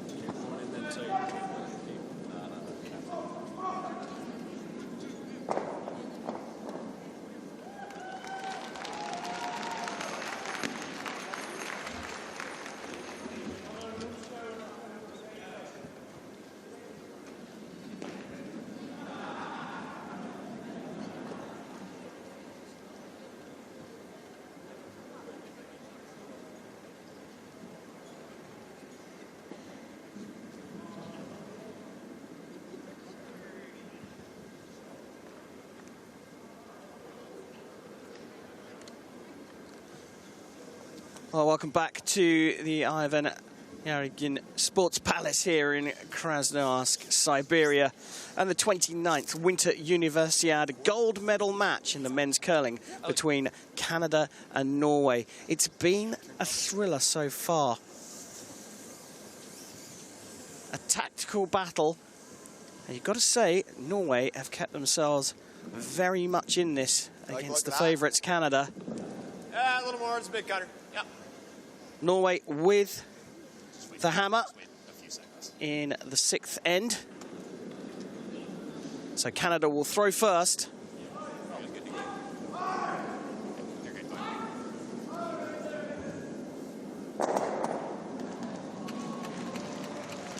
Glenn Venance out of the hack, the 22-year-old from Lloydminster, representing the University of Alberta, Edmonton. In fact, all four of the Canadians arc from that university. He throws the first stone in the second half of this intriguing battle for gold. 13-8. Well, a little heavy again from the Canadians. Into the back of the house. Even quarter were... For lite is den steinen. That mob just had a pretty good effect. Ja, det er en big one. Ja, 4-10 også. Ja.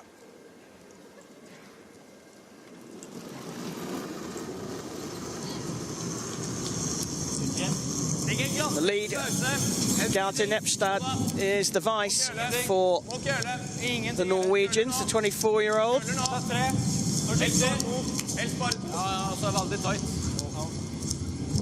Jeg gjetter på inn min, kanskje. Det er helt ikke. Deilig.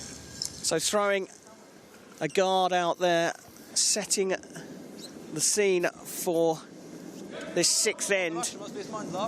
Throwing the guard, often a sign of an aggressive approach, as Venance comes out very quickly for his second stone. Take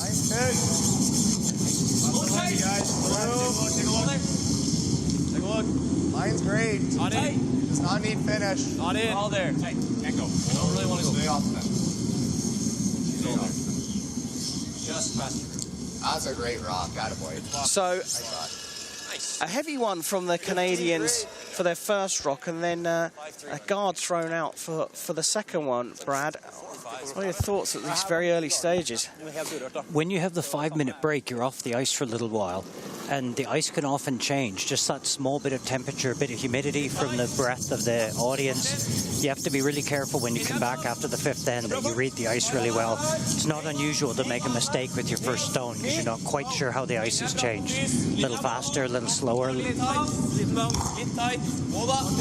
Norwegians perhaps starting a little bit better at having thrown the second rock, but that one looks a touch heavy as well. Yeah, that's further back than they wanted.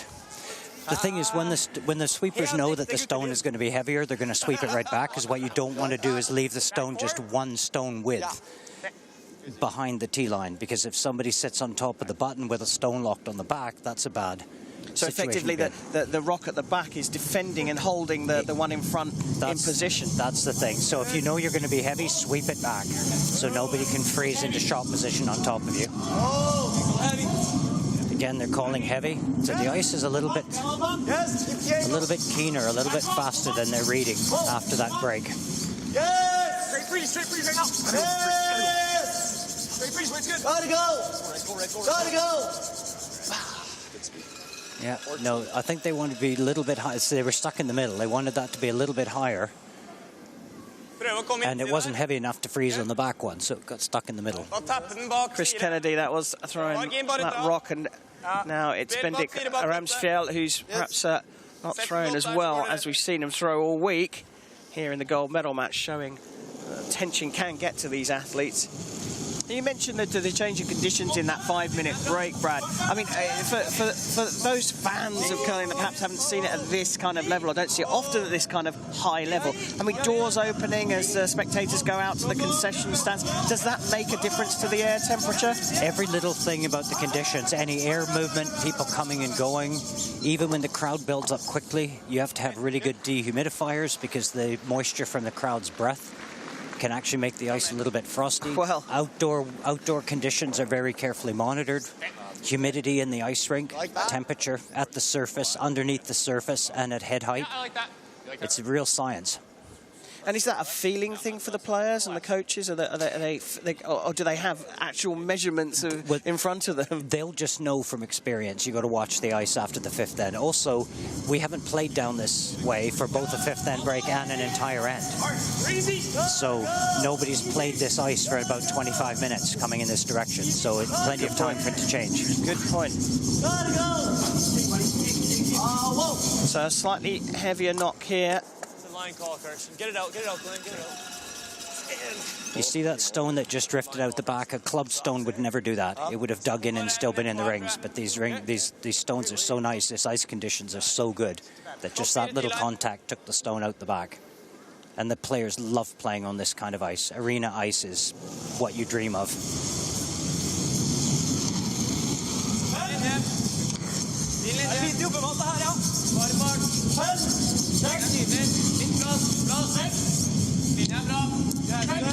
Well, Bendik Ramsfjeld's second stone. The sweepers having to work hard on this one. Just coming up light. Just outside the house, you can see. So Canada want to come tuck underneath of that, set 2 in the 4-foot. They're right on a really tricky spot.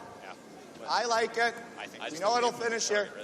So you see, that was a really good indication. That's where the skip wants it to finish. Now he's judged how far out this player has to throw it to achieve that. Quite slim. So going for a big draw here, aiming quite far out to the left. As Canada's third will release his first stone of the 6th end. It's an interesting dynamic because the Canadians tend to play at home because the standard is so high. So, of course, when they come to an international, they can't understand what the other team is saying, but these Norwegians speak perfect English. So every word out of the Canadians' mouths, the Norwegians are listening to, but the Canadians get nothing from the Norwegians. And it's something the Canadians have to deal with when they do their first international competitions. Not being able to understand the opposition, but them being clearly understood.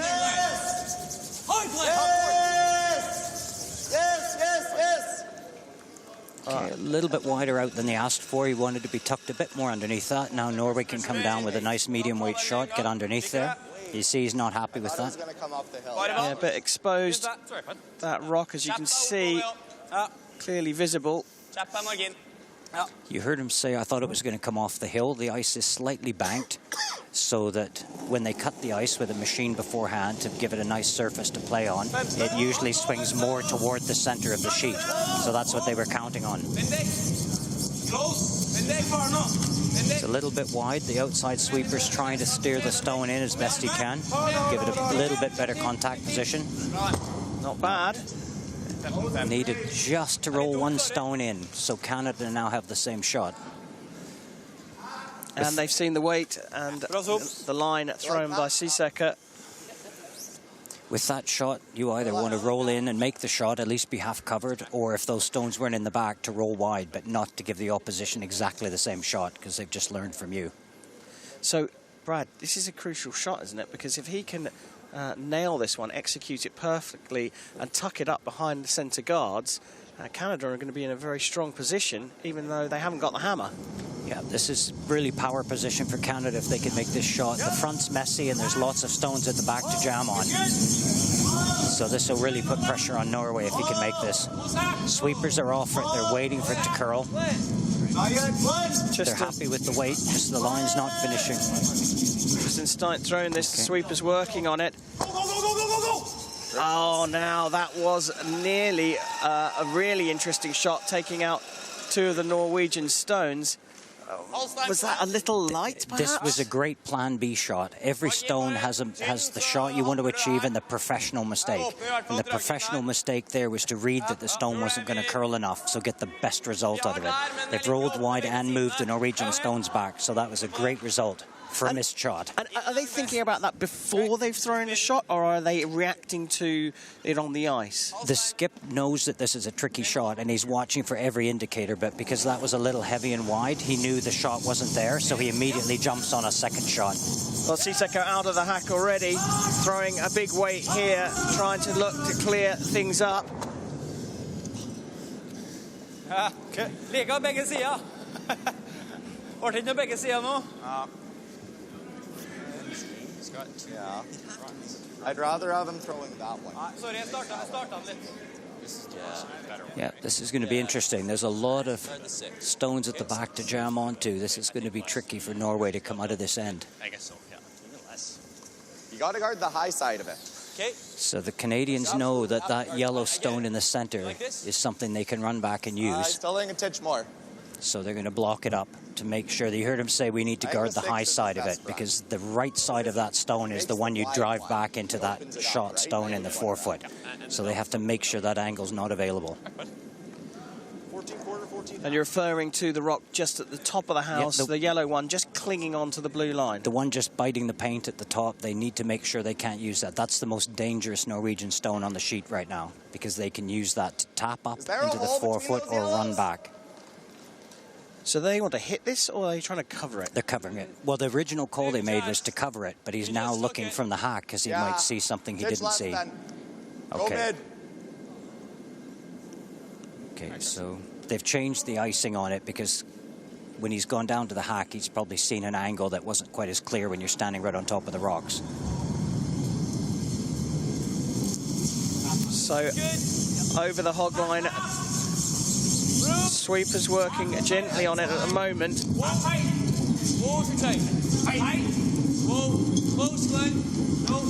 Sweepers are right off it. Right off, right off.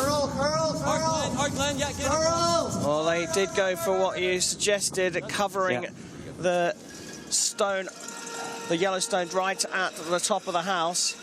I think that wasn't quite the position they wanted, because those stones are so close together. With a great shot, you could the angle is still there. But that last-minute correction there, or decision, perhaps Canadians in two minds. They wanted that to sit just a bit further over to change the angle. That's what you call a plant, when one's right on top of the other one. Like snooker. Like snooker, exactly. This is snooker. This is everything. snooker, chess on ice. The best teams can see and read all the angles. It's something they learn from an early age, and some people just have that kind of math brain where they see this. the best teams pull shots out of nowhere just because they can really read the ice, really read the angles. So if that stone that Canada just threw was slightly over to the left, then there was no way to run that back into the Reds. But right now there's a chance. Norway's got to open this front up because they have nothing but a tap for one on that stone that's just biting the top. So he's got to move this to give them some sort of chance.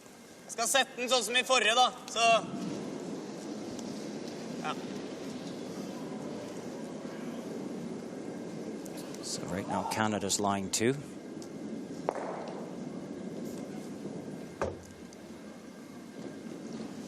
So Nepstead down at the house end. It's the skip, Magnus Bremsfjell, throwing the penultimate rock for Norway, and it is weighty, it is heavy, and has it worked? Great shot.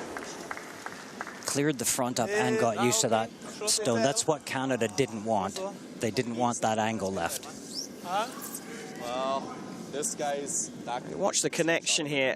They're having a really good look at who's actually sitting shot here. I think so, yeah. Thinking 14, Chris. We haven't played this path all in. Yeah, we might see a measure for the first time in this end if those rocks remain where they are, and you see the Norwegians making sure that that rock that hit the side of the sheet, the side board, didn't come back and disturb any of those rocks. It's effectively out of play as soon as it touches the sideboard. Canada's in a great position here to force Norway to a 1 and lose the hammer. Just get a nice shot in here that Norway can't remove. Well, you can see from the overhead that yellow are sitting 1, so Norway are sitting 1. Canada just wants to come down on top of that so they can't score more than 1 this end.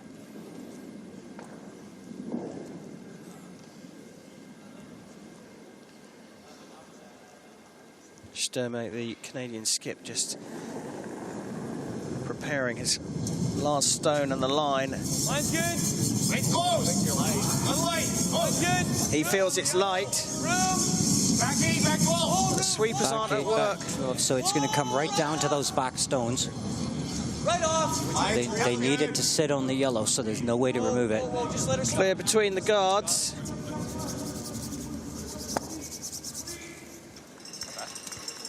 Okay.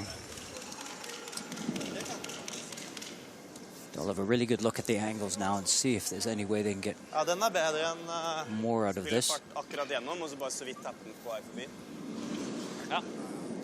Oh, Brad, for the uninitiated like myself, surely they tap the left-hand guard and knock it in and off the closest red one. They could be on for 2 here. That's a very, very difficult shot. They're looking to see here if they can come down to the back one and move those 2 reds just enough to bring that left yellow stone into play, because it's still sitting pretty much full in the 8-foot. But they need to move both of those red stones far enough back into the 12. You see this right stone next on the right of his brush.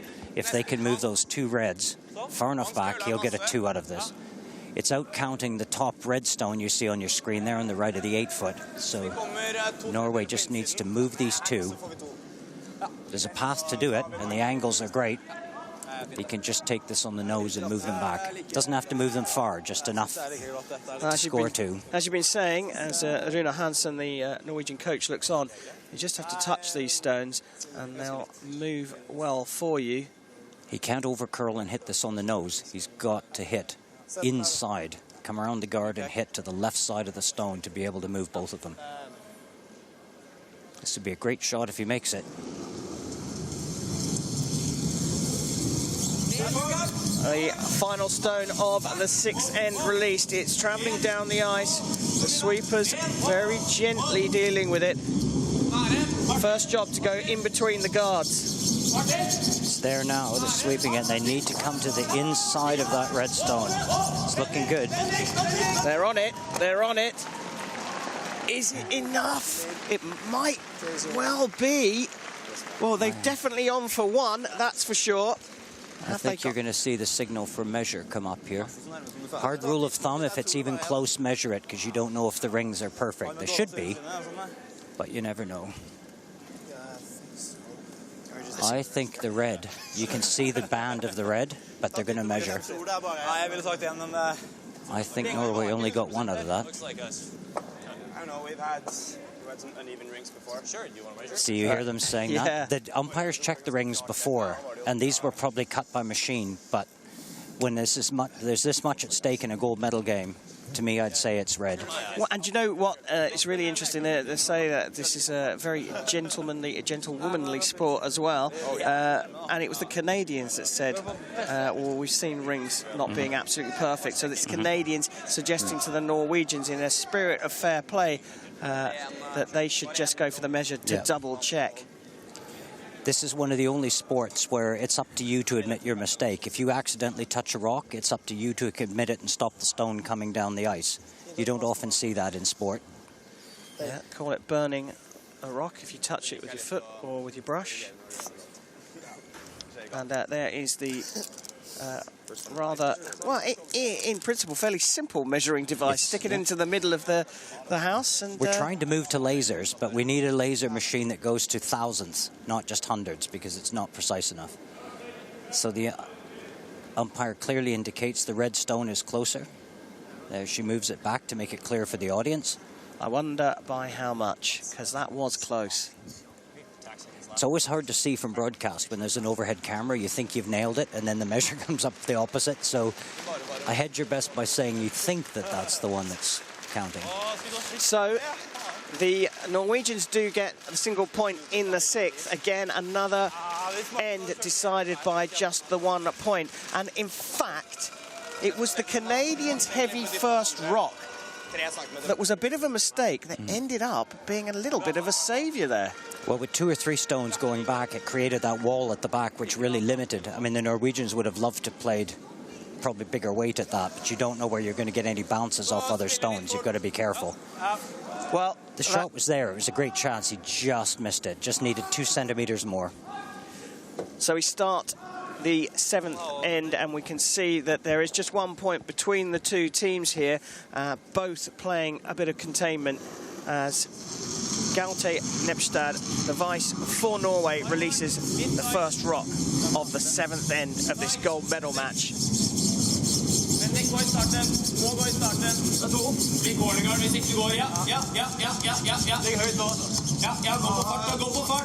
So Norway is going to try to set up and steal here. Nobody can get that 2-point advantage. Although with the 5 rock rule, 3 is what you need to be safer. All you need is 1 miss, and a 3 or even a 4 can come out of nowhere. So 2 isn't the safety zone it used to be. Canada unable to remove the guard. Play to the house. Line's getting better. Finish, Chris. Hard, Chris. Both of you, yep. And they try to tuck this one up behind the guard laid down by Norway. Okay, yeah, it's a little bit short. Now Norway can come underneath it there, and there's a double center guard. Canada didn't want to leave that there because that's exactly what the Norwegians wanted.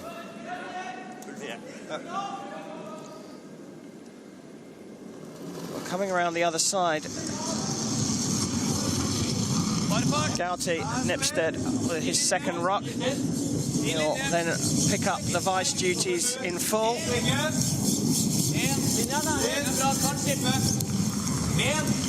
You know you're in good shape when your lead's throwing 100%. You can't ask for any more than that. And this is another good shot. Sit, sit, sit. Ooh, back behind the tee line. That's not what he wanted.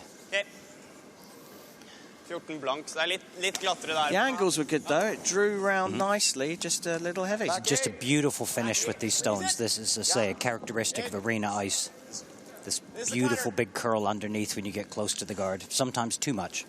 Comes out the other side, but it's beautiful compared to most curling rink ice. Players love playing on this kind of surface. Ben Van Ants with the second rock for Canada. You say that club rocks or club stones won't move as much. Is that because they're not maintained at such a high level? Yes, these ones are specially stored. They live at Green Acres Curling Rink in Scotland near the factory where they're made. and they're taken off the ice. They're stored in the cold, keep them up to temperature, put in special boxes with special padding, and shipped around the world to play just these top-class events. These stones were made only about 20 kilometers, I think it is, from where the granite that's inserted in the bottom of the stone comes from, a very famous volcanic core in Scotland called Elsa Craig.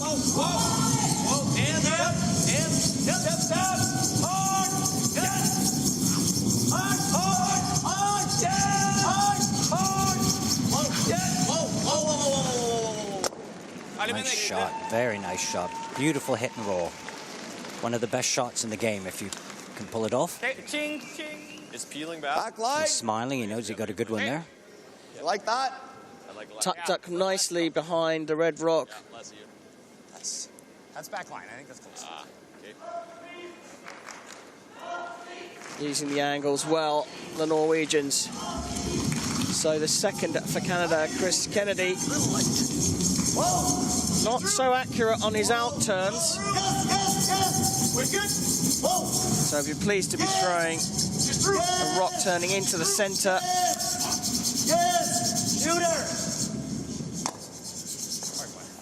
Great shot, Chris. Attaboy.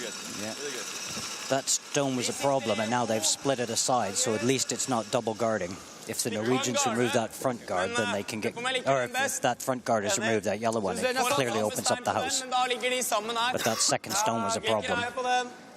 15, eller? Nei, like 14 her ute. 14. Ja. Forrige var fin. 14 her ute.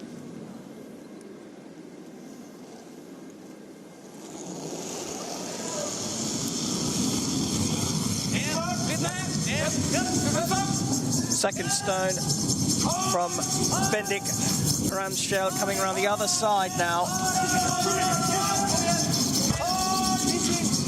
Sweeping hard. Bit too much on the inside, over curled. Okay, bra det. That's okay. Where you make the double push. Okay. It's a bit of a You counter. can often tell from the facial expression exactly how the shot went. No, this one isn't the cutter. You like that? Okay. Shade less. Yeah. Not a cutter. So that's This good one's for a good Canada. one. They got a bit of backing to work with now. Hack weight. Easier to keep your stones in play when there's no clean path out the back. So you got that's light for hack. Yes! Big hack! Gotta go!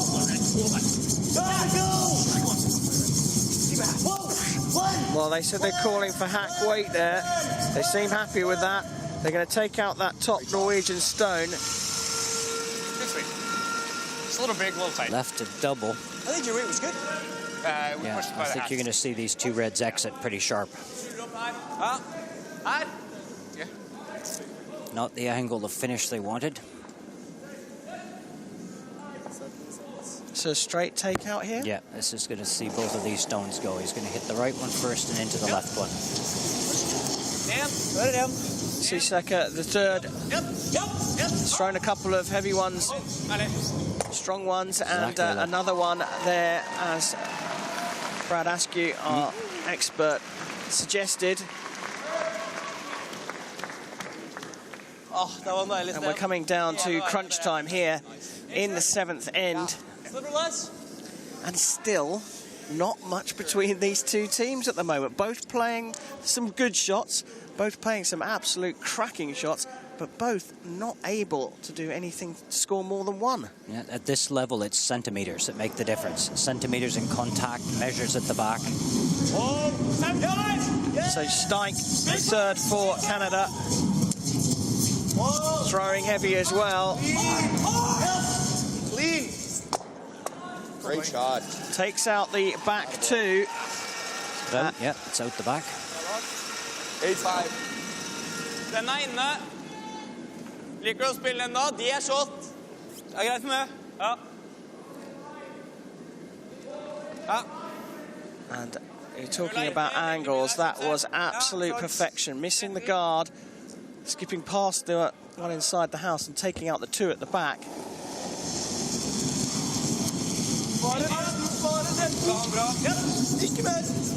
Norway's looking to run this back straight on and set two. Rid of that red stone. Slightly different from the takeout, but still heavyweight. Great shot. Perfect. So sitting 2, as Brad said, means at the moment those stones from Norway are both closer than the closest Canadian stone. Should the end conclude now, Norway would get 2 points. He's happy with his work in this end. So this is where the centimeters make the difference. The Norwegians wanted to hit on the nose and keep both. The Canadians wanted to hit just off nose and get rid of both. Just centimeters difference in the 2 shots. Steinker gets 1. Almost. So close. Hasn't rolled on to make his the scoring stone either. So Norway move on to their skip, Magnus Remsfjell. Because that yellow guard is so long, even though it's pretty well hidden underneath, if Norway want, they can get control weight and just remove that and roll to the side. There's a lot of room to swing once it passes that high guard. Jeg tipper nesten at han setter tappen her hvis vi drar rundt. Jeg synes det opp til det. So Norway have got a choice here. They're just looking at that. They can either get rid of the Canadian stone, which is what they've now chosen to do, or they could have been very aggressive and come underneath of that and challenge Canada for a steal. Put another one on the board. So they've elected to play safer. Canada can't score with what isn't in the house. So this just guarantees them with only 2 stones left. That's the maximum they would get away with. Rune Hansen maintaining that poker face. So as we look down the ice, the Norwegians are looking to swing in from the left to the right. 21-year-old skip.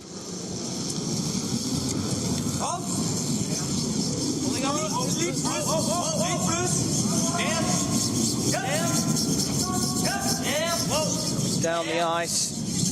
Just asking them to hang off a little bit past the guard. Looking very good. Great shot. And actually, that's rolling far enough now. There's no... the only way for Canada, if they wanted to get rid of those 2 yellow stones, is to roll out of the house themselves. So that's a great position. Rolled far enough away that there's no what we call an outside double. Do you like the outturn? I think I'll throw you in here and put the outturn. So Canada without any stones in the house. Just going to be a very gradual curl. Can only score 2, as Brad suggested. But what they're looking to do here is find a way of scoring 2 and maintaining a difficult shot for the Norwegians. This is a really important shot, because if he doesn't get this in position and Norway can take it out, he's got a maximum of 1 and he's forced again. And heaven forbid he missed that shot. They're on for a big steal. So this is a really important shot. Pressure on in the gold medal match. Karsten Sturmay, the Canadian skip, has to put everything on the line here. His numbers aren't good. 58% in turns. That's not what you want in a gold medal game.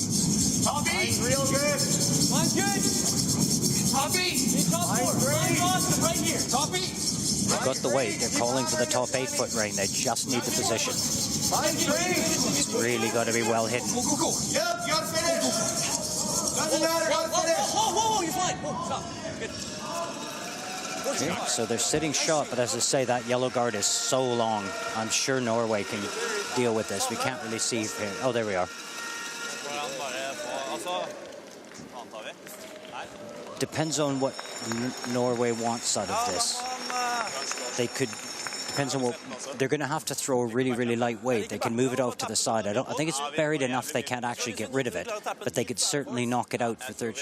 Actually, no, I think he can. Right of the guard. I think he can see that. That guard's really, really long, and there's a big finish. Yep. He can probably see quite a bit of that from the hack. He's probably maybe a third of the stone, which is more than enough for this shot. So he's going to come tight to the guard with enough weight to remove that out the back and be sitting 3 and put a lot of pressure on Canada.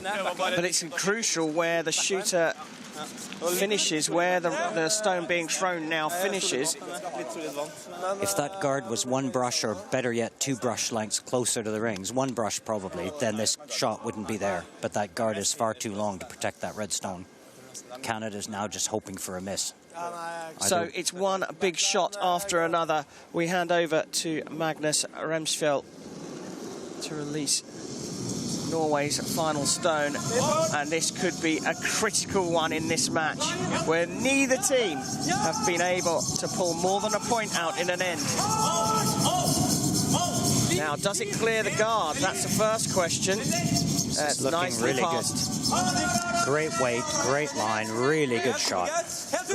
Look at that as well, staying inside the forefoot. Now, is that on for 3 for Norway as things stand? Gonna have to see the overhead and see whether Norway's sitting 3 or whether Canada did enough to stay. Good sweep as well from the Napsted. No, Norway's sitting 3. Yeah, so Napsted doing his work as vice, sweeping the Canadian red stone out of a scoring position. So they can only really go for 1 here. Canada's just going to hit this on the nose and stay for 1. They can't go for a blank then because of the position of the stones. So Norway have forced Canada to go for 1. Execution crucial here. Karsten Sturmay releases the final rock of the 7th end.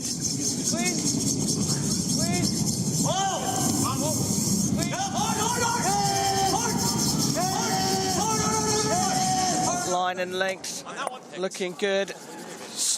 Norway sweeping hard, but not enough to make Canada lose a point. Canada scored the single again in this critical gold medal match. A tactical battle of wits. Scores level. Norway with the hammer after 7 ends.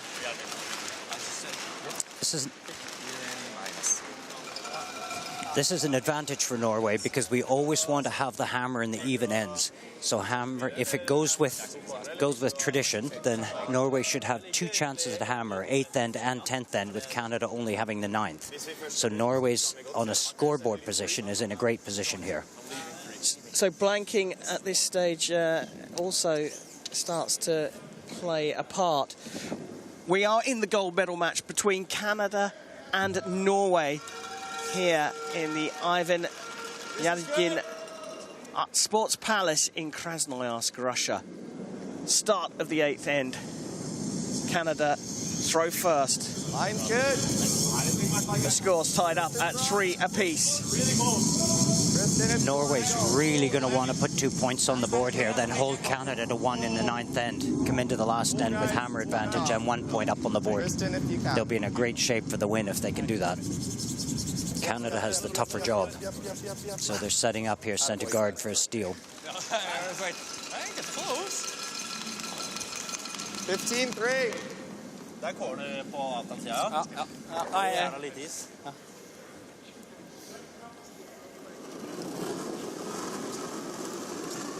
It's the Norwegians going to try to set up here. Try to get a 2 on the board. Try to get some sort of advantage on the scoreboard.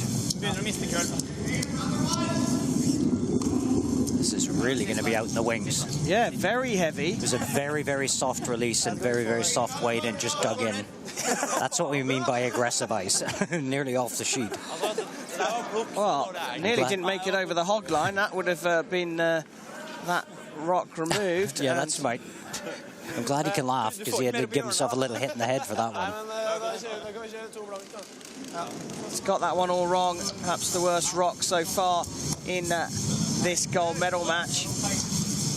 Can Canada capitalise off that one? There's a lot of stones to come in this end. You can certainly come back from that. It's just a shame for Norway because they wanted a corner guard to try to set up an aggressive end, and that's now useless. So Canada are going to ignore everything and get on with their attempt to steal, but this is too heavy again. They really needed to stay top of the tee line. Now that's just backing.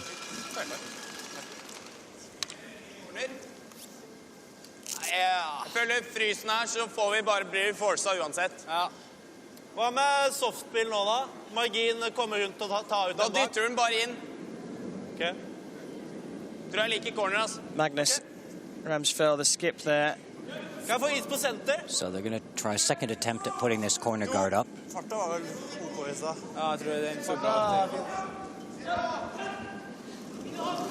Nepstead, it looks like he's got the character to come back from the previous mistake he made. These guys are really, really positive. They laugh off their mistakes and just get on with it. They trust their skill level, and they know that one stone here or there can make the game. So one mistake in 80 stones is certainly something you can come back from.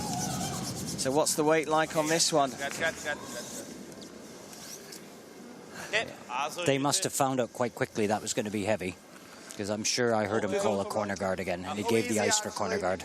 Yeah, well, they certainly did start sweeping. Pretty straight here. Okay. Real good, Chris. Let's go. Easy, guys. Well, sweeping would suggest that that's what they thought.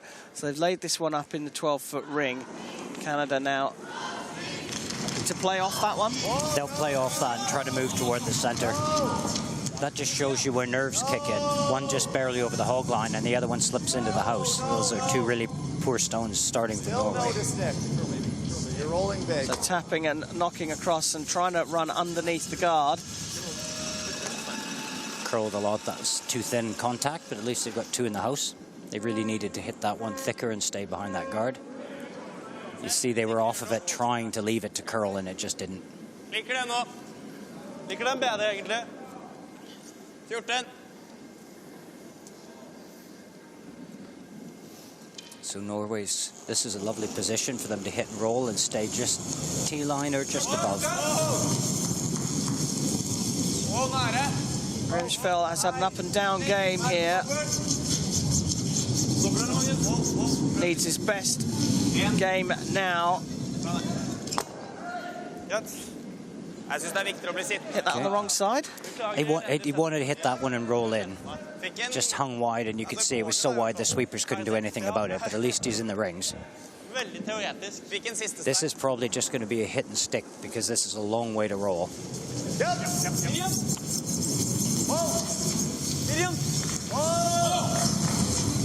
Kennedy with his final stone of this end. Nice toss. Yeah. Attaboy. Nice toss. You heard the Canadians say they've got a real vocabulary for curling. And they got a lot of fans. Even the Russian volunteers are supporting the Canadians now. You can see he didn't try to hit and roll that. That's a long way, so it's better to keep it out of the way. If he didn't roll perfectly, it would give the Norwegians a chance to use it, so better to be off to the side and out of the way.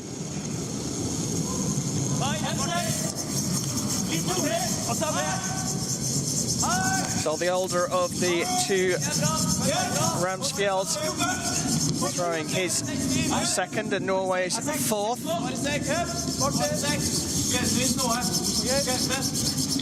Past the centre guard and into the house. They're sweeping this one hard. Nice shot. Magnus plays mixed doubles with his sister Maya. They're a really, really good team. We played him against the Worlds last year or the year before, so he's junior champion, men's champion, and mixed doubles. He's got a clean sweep.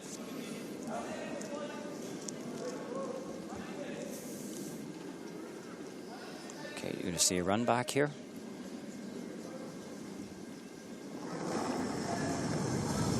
So going to hit his own stone. A heavier shot.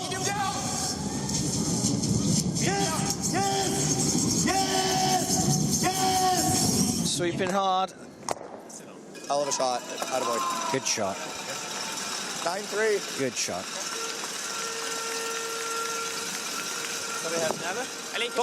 Remember, Norway have the hammer in this end. So with Canada clearing the house of the yellow stones, they're effectively reducing Norway to scoring a maximum of the number of stones left. Still plenty to play for, though.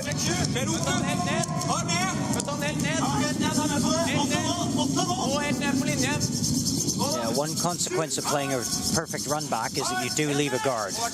You tidy up the house, but leave a guard that the opposition can use. Okay.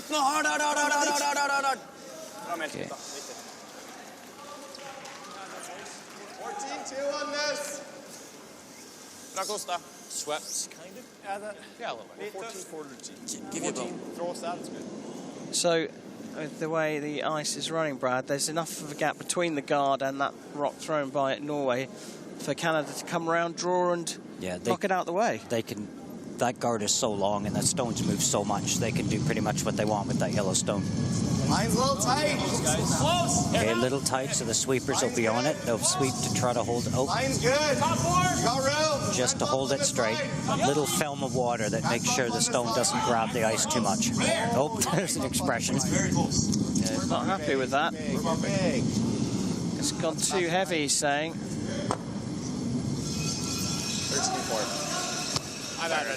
So now it's the Canadian stone that's been left vulnerable. Yeah, he wanted to sit and freeze, locked right onto that stone, but just a little bit too heavy and a little bit wide. Okay. Well, they could come in from either side here, couldn't they? Will the right-hander favour coming?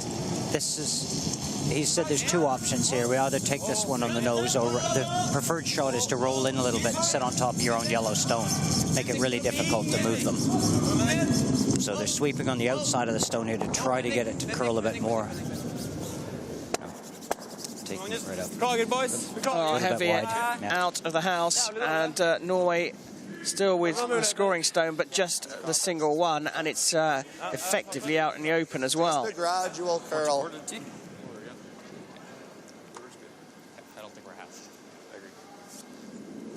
Canada will come down and move that yellow stone. Try to bring some of those stones in the 12-foot into play.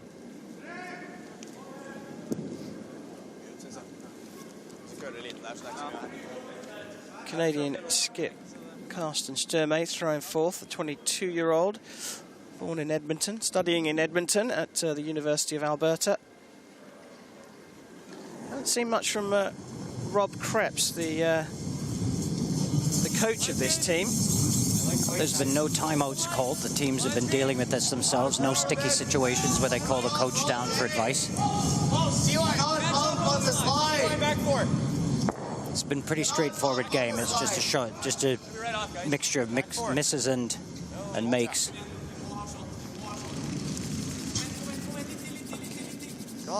Again, yeah, a little bit too heavy again. Gave the Norwegians a chance to sweep that to the side so they can see it clearly. They really needed to be on top of that stone. I think they're getting a bit frustrated. The stones aren't finishing where they want. They're hanging it. I wonder if this ice is straightening up a little bit, because it does change during the game, because both teams are struggling to come to the inside of the stone. And that's certainly not been the problem all week. It's been a struggle just to hold it, to hit the nose of the stone. See, they're looking a little bit puzzled on what the line actually is going to be now. Jeg spiller 16 med den isen. Okay.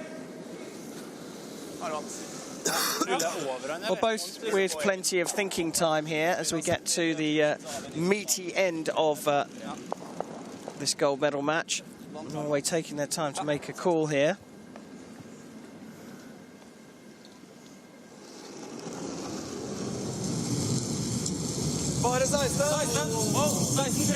Magnus Remsfeld. Has he adjusted to the changing conditions here? This is curling a lot. He might have caught... Oh, just tapped it, I think. And is it... Yeah, just rubbed the guard. I think he threw a little bit softer to try to get a bit of curl out of the stone, and he just overcorrected. The sweepers tried hard to get that past, but he just caught it. For the less experienced teams that have competed here this week, that's been the story of the week. Just not able to have the technique to control those stones and constantly just catching guards, and having that result. Well, that was pretty much correct me if I'm wrong, but if Canada can get rid of the yellow stone in the middle, they're on for a big score. They're either, I didn't see what the skip called here, they're either going to want to tap this back so it's at an angle they can deal with later. Yeah, no, it's enough to move the stone. Yeah, just want to take that one off the back. Doesn't have to leave the rings. It just has to get. No, then, never. No, they're calling back 8 on it. Never. So it's just going to come up to the stone. Never. I just need to change the angle so that it's not going to jam on that back red. Well, in it comes. Is this going to catch enough of it? No, again, same result. They needed to sit What was that, right? 13. just higher up on the stone because they wanted to leave themselves a chance to hit it and pop that yellow out the back, or at least at the best freeze on top of it. So he just got right in the middle of the 2 results he wanted. So Norway can clearly see that. You can see the frustration on the Canadians. They're just not getting the position they're looking for. Well, you said that they want to get 2, Norway, and they are in a position to get 2 here. Yeah, Canadians really frustrated by that. They needed to freeze onto that stone to give them no chance of scoring 2, but there's certainly a 2 coming up now if he can get this. Well, all about the delivery here, the execution. Looks like he's going to clear the guard here this time. He's starting to bite now, starting to turn in, does clear the guard. Taps Great out, shot. and that's a beauty for 2 for Norway in the 8th end. The first team to get more than a single point in an end, and Norway go into the lead. The hammer goes over to Canada, but crucially in the 9th end, either Canada are going to want to score more than 1 or look to blank the end to take the hammer into the 10th. You can see the last couple of stones in that end. This being the killer blow to get the 2 points. Yeah, it's taken 8 ends in to finally put a 2 on the board, but these teams are pretty evenly matched. Yeah, those 2 mistakes from Canada, just that little bit high and wide, gave Norway their chance. So confirmation after 8 ends, Norway are leading Canada by 5 points to 3. Canada with the hammer in the 9th end as Gaute Nepsted, the vice, comes out of the hack through a strange one at the beginning of the last end. This one looks better. Norway is going to do everything they can in this end to hold Canada to 1 and take hammer in the last end.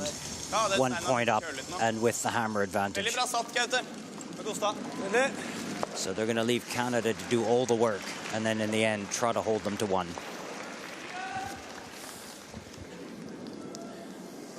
Will Canada be aggressive here and go for a guard? Problem with the 5-rock rule is that you know, as I say, 2 points used to be pretty safe, and now it really isn't. You need a big end or a blank and throw all your cash in on the last end. They really need guards in good positions here. Help them build an end. Jeg føler de prøver å friste oss litt her. Liker dere inn her, allent. Garder vi der, så drar han her. Det kan vi følge etter da, så jeg liker garden her også. Liker her. Ja, greit. Her da. Margin topp 12. Slår han på den, så blir det fort blank. 4 blankers. I heard the word blank. They don't want Canada to blank. They want to make sure there's stones in play to force them to put a point on the board. Well, my Norwegian's not perfect, but it looked like they wanted to throw this one in between the 2. I couldn't quite tell whether they were trying to throw into the house or to throw a second centre guard in just behind. They definitely don't want a guard out front because Canada can use that. They're going to try to tuck half underneath this stone. It's okay to show part of it, but you want to hide that inside edge so Canada can't get into it. Liker den. Okay. Ja, det bra.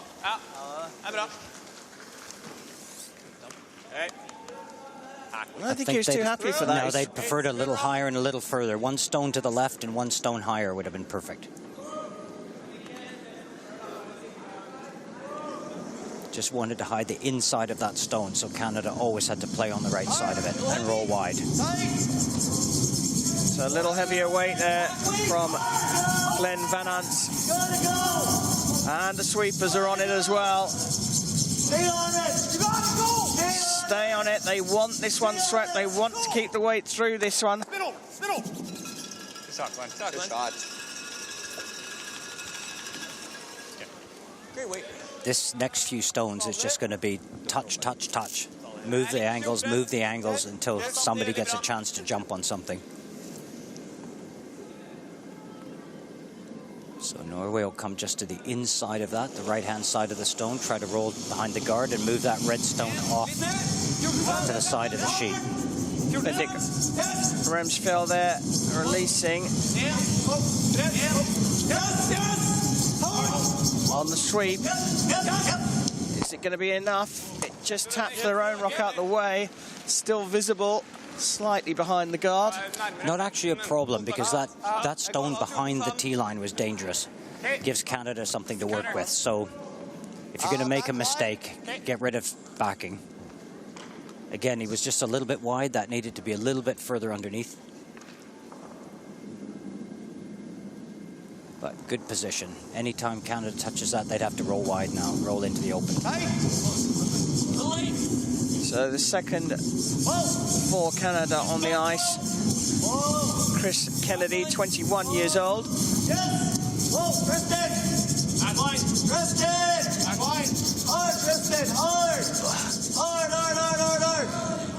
Nope.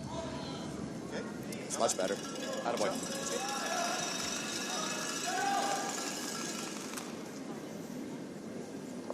Well, as you predicted, a bit of nip and tuck here, tapping each other's stones out the way. That one is quite open now as well, though. Left it very open. Yeah, it'd be interesting. I think Norway will probably take this one off to the side. Take it out and roll the side, give them nothing. I know Canada are trying to use that center yellow stone, which is what they just tried to do, but they were a little bit tight.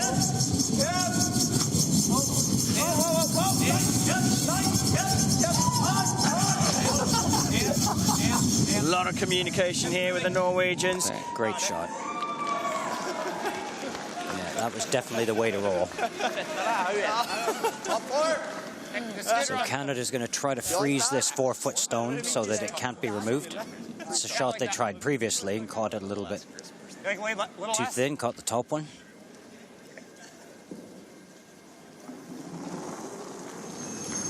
This is a great shot. Perfect weight, perfect roll. Line's good. Line's good. Tristan Steinker, the vice. Yeah, they're going to have to move because they're calling it top 12, top 8. They need this to freeze. You hear him saying, got to go wait. They've got to get this down on top of that stone to keep it safe. Steinker sweeping hard at this, and as Brad said, it's fallen short. Norway will get rid of that. Kennedy looking down on that, immediately communicating with the vice Steinker, who was on the brush. So again, going to come to the inside of this stone, take the red out through those 2 yellows at the back.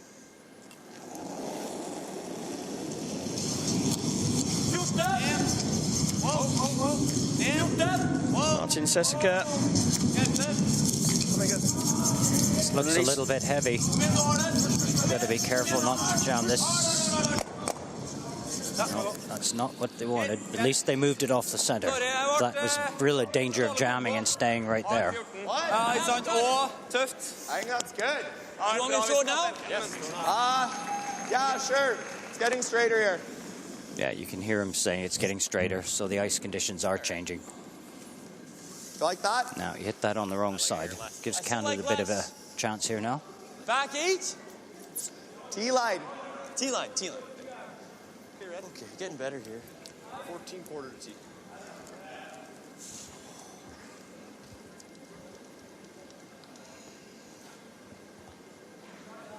So Canada are looking to draw through those 2 yellow stones through that port.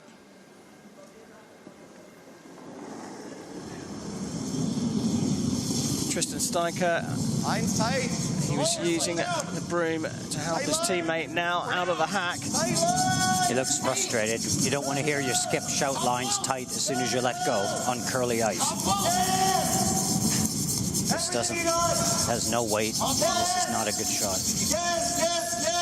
As far as he goes. Comes past their own guard. That really needed to be through there. Yeah, because he was tight, it took a path that they didn't call, so it could even be a path that hasn't been traveled very much. It means it's slower. He said 15-2 and they needed 14, so he threw it just a second too late.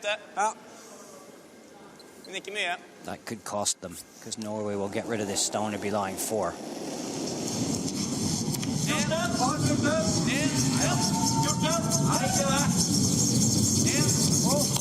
Sesika there. Sweeper staying off his stone until the last, and it looks like it's pretty good. And as Brad Askew suggested, Norway lie 4. Canada with the hammer. Just focus on making that. Okay. Yeah, this last 2 ends or 3 ends for Canada has just been a story of half shots. A little bit heavy, a little bit light, a little bit wide, a little bit tight. Just not getting the position they need.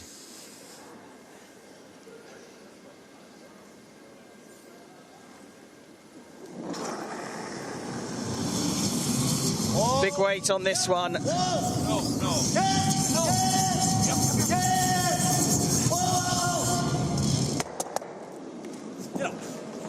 Good and shot. not a bad shot at all.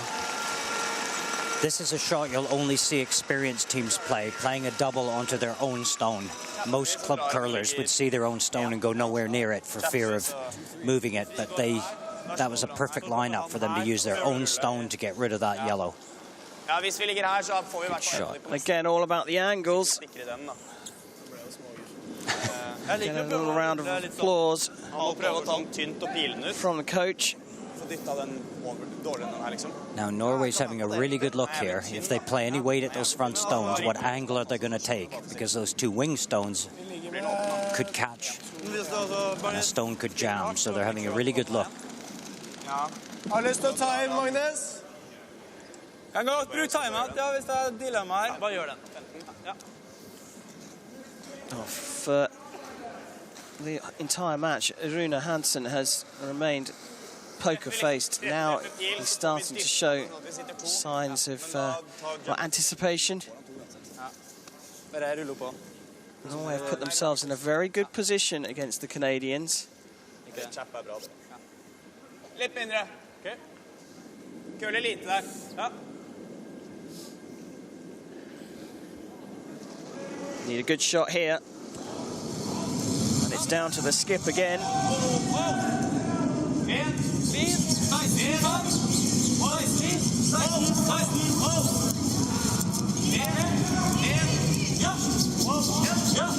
Starting to curl round now. Okay. Okay, so what do Canada do? Do they draw underneath here? Try to get a mistake out of Magnus? I think we got to go for it, guys. So they're saying that time to go, get underneath and get a stone into position. Easier to draw underneath and get good position than hit and roll. If we got a shot at 3, we got to make a hard one. Yeah, you hear him safe. You like that? I saw quite a bit worse. You like that? That's close. Yeah, hair more. Yeah, that's good. I guess you don't really have to. So probably need to go. You need to be top house. Okay, top house. Okay. 14. Well, a lot of communication between the Canadians. This is a really important shot. We're going to 14 a team here.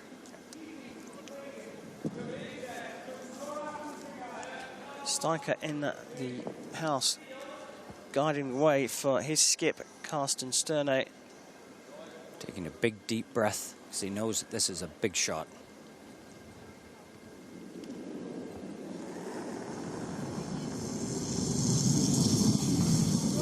That's good. Canada have released their final stone of the 9th end, and they need it to be a good one. It's come out wide, starts to curl in at the hog line into the house. Is this heavy? Is this heavy? That is a really, really unfortunate shot from Canada. They really needed that. As soon as he let it go, they were right off, right off, right off. It was really heavy. Now Norway's going to try to show him how this is done. They've seen the line, they've seen the weight. He was looking for top of the house, and that was straight through. That's just pure nerves. Gold medal at stake at the 2019 Winter Universiade, and the pressure is starting to show. Both teams have been nervy throughout, played a couple of nervy shots, but they both also played some crackers, not least this man, Magnus Ramsfjell, here for a chance of a steal against the favoured Canadians in the 9th end of the gold medal match. I think you're going to see this go deeper than he wants, yeah. Same thing. They're assuming that by going out wider, the ice is going to be slower, but it's pretty fast down that track.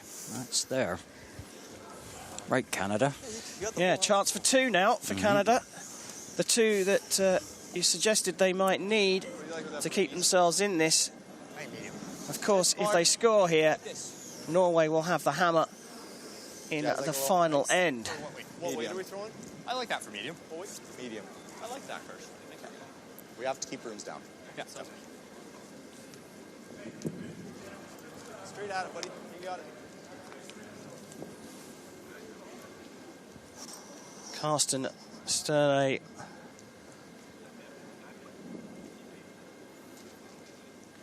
will throw the last... Little prayer here. Yeah, Carsten Sterne throwing the last rock here. Down to Tristan Steinke at the end there, who also had his head in his hands. This looks wide. Big weight. This has got to curl. Starts to bite. Good shot. And he's just about managed that. And the Canadians have scored 2 in this end to draw level at 5 apiece. And we go into the final end here with nothing between these 2 teams. It's been on a knife edge throughout this one. And Canada and Norway are tied at 5 apiece for gold.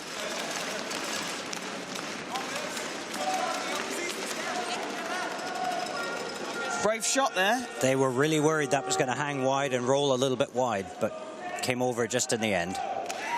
Well, there we have confirmation. 5 apiece after 9 ends here in the men's curling gold medal match at the 2019 Winter Universiade here in the heart of Siberia and the city of Krasnoyarsk. Crucially, Norway have the hammer going into the 10th end. So Canada will release the first rock of this end.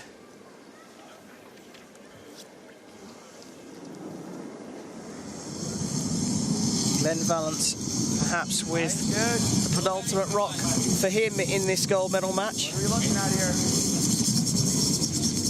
Dying, guys, dying.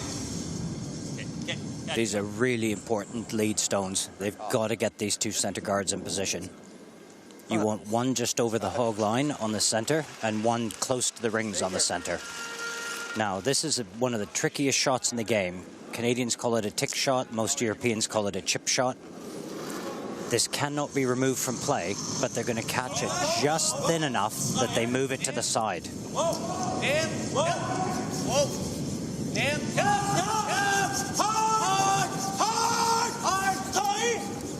Canada be ready to sweep. No, that was a great shot. If they'd hit that any thicker, Canada would have swept it into the bumpers and it would have been replaced, because you cannot remove a guard stone in the first 5.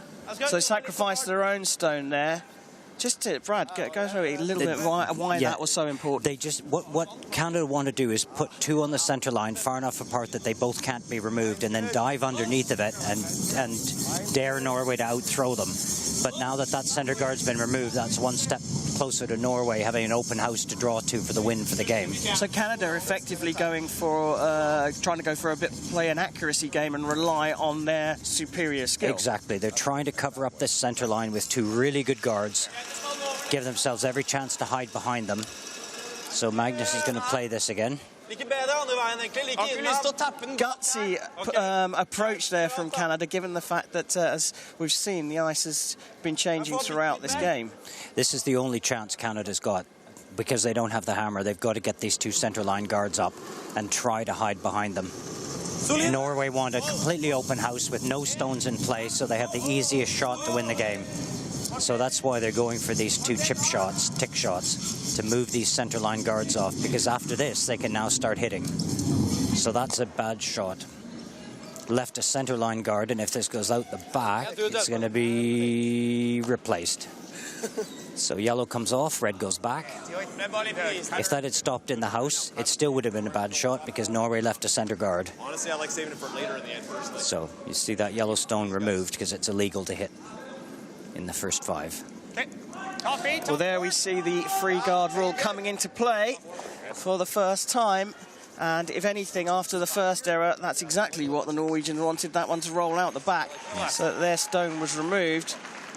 So Canada will probably put another guard up here.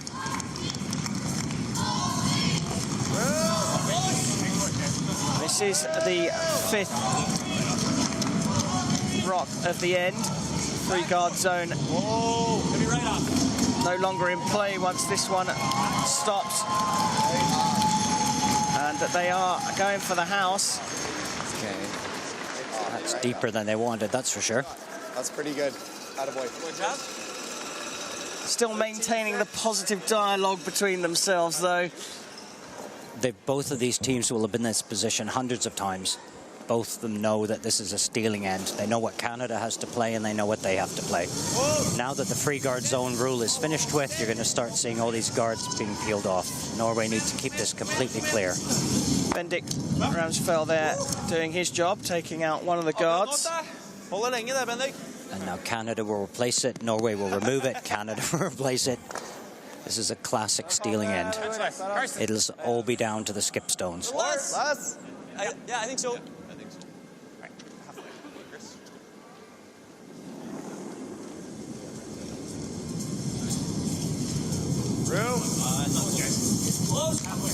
Tristan's rock. We're just past half. You're going to have to finish this one. Half tight. Finish. Closer tight. Finish. Finish. Closer tight. Hard, you got it. Finish. Hard, hard, hard. Go. Really well swept. Good work there from the sweepers. You heard them saying you need to finish this stone. They wanted the sweepers to sweep on the outside to reduce the friction so that the stone grabbed more toward the center line.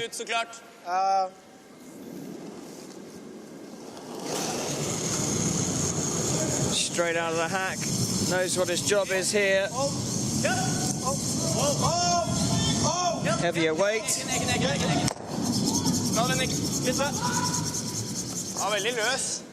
They're trying to take out the one in the house as well there? No, the one in the house is nothing. They'll leave that till the end. They just have to keep the front clear.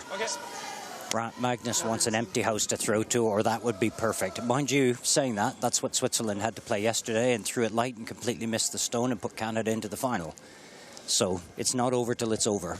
Yeah, and the unpredictability of the ice, as we've seen throughout this game, you don't want to leave yourself with a really tough one.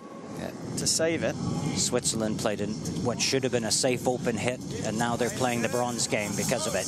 Early. Not hold it up there. Halfway. Halfway. Keep sweeping. Yep. The pressure's all on Canada here. Norway know exactly what they need to do to help their skip win this game, so they just need to make these shots. This will be clear again.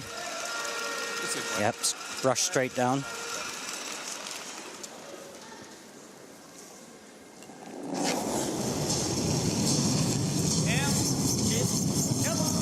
Seseka there, coming out the hack hard and fast, past the second hog line, does his job,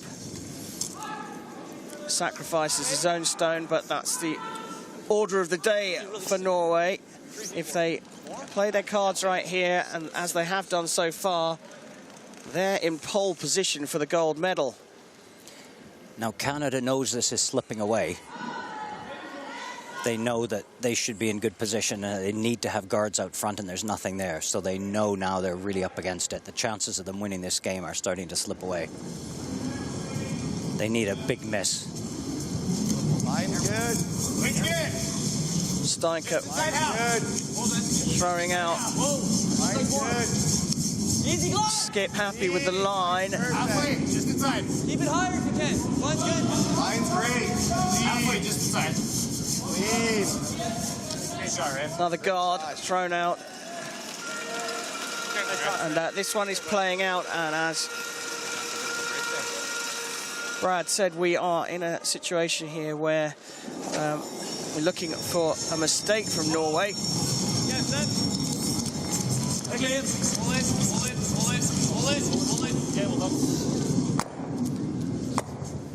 Sorry. For players that like to follow their own stats, they love this kind of end because you rack up a number of 100% shots by playing peels. I do a touch more. Chris, you're gonna need Okay, that hit the cornerstone but didn't cost them anything because it didn't. It only replaced the one that was there. Center's still open. Now Canada are coming to crunch time. Here's the Canadian ladies team. Didn't make it quite through the playoffs, so they're here cheering for their men's team.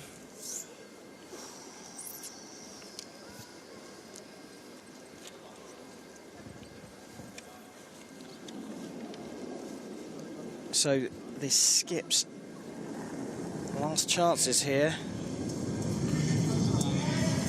Line's good. Line's good. Halfway, easy. Room. Halfway. Clean, Chris. Just short of half. Pop, Chris. We're shorter than you. Finish. Shorter than you. Clean, clean. Halfway, that's good. Oh. Halfway. Nice shot.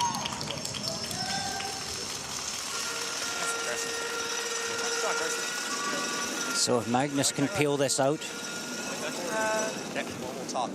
he knows he's one step closer to that gold medal. Well, as you predicted, Brad, it's down to the skips here. Karsten Sturmay's had one go, and now it's Magnus Ramsfjell, the youngest member of the Norwegian team, who's skippering it, and he's been playing very well as well throughout the tournament, but especially here in the gold medal match. So if he can peel this one out, you'll see Canada come and do a positional stone at the top four. So trying to challenge him to either a draw or a hit for his last stone. They're going to want it high enough up that if he hits it on the nose, it isn't shot, and staggered slightly, so they're probably tempting him to try to draw. So now there'll be a big discussion exactly where they want this stone to be. So for those of the audience that are not into the vernacular here, what they're trying to do effectively is put a rock in the front of the house, not in line with the stone that's already in there, and far enough away that if the Norwegians are left to go for a takeout, they don't have any chance of taking out both the stones going in. Basically, they're going to leave. It depends on where this ends. Oh, here comes the coach. Yeah, I thought there'd be a timeout for a little chat with this one. There's two choices here. You go up to the 8 foot, and then the white ring, and then challenge Magnus to outdraw it into near the button. Depend where you put this. They want to make sure that if Magnus hits this, the back stone's defended and will stay shot. If you get it too, you see everybody's involved in this discussion. That's the Canadian ladies coach. If you bring the stones too close together and leave them the right angle, then Magnus just has a nose hit to double them out for the win. So they want to leave it far enough apart that there's not an easy double, and close enough that he's going to have to draw around it for the game. This is Canada's only chance, but it's now will be all down to Magnus to make this shot. If Canadians don't get this positional and leave that back stone open, I'm sure Magnus will just come with a very soft hit onto the nose for the game. So this is a big shot now. Take a little less. So 9 ends, well, nearly a full 10 ends, and this whole match has come down to the last 2 stones. Going through his routine, Karsten Sturmay. This to save a chance for gold. tight. Slow down. Line's a little tight was the call from Tristan Steinker. Easy. Line's great. Top really beat. Running. Top beat. Very close. It's only Chris. Very close. Whoa. Line's good. Perfect. It's just gotta stop. Gotta stop. Gotta stop. Gotta stop. Stop. Stop. Stop. Stop. Stop. So that pretty good. Yeah, Magnus already knows what he wants to do. He could see that coming down light and was going to curl a little bit more, so it's left him a play on that backstone. You can see by Canada's faces, they know they've left him that shot, but he still has to make it. Yeah. Canada are left the ice now. They're out of the way. There's nothing they can do. It's all down to Magnus. So Magnus Ramsfjell, the 21-year-old Norwegian skip, and everybody in the stadium here, it's the Canadian ladies team praying. Ivan Yaragin Sports Palace here, everyone on tenterhooks. So Magnus has 2 shots here. He's going to draw this in, but he's also got backing if he's a little bit heavy. So he's just going to come down, touch that stone for the gold medal. Rune ready Hansen. to getting the camera ready.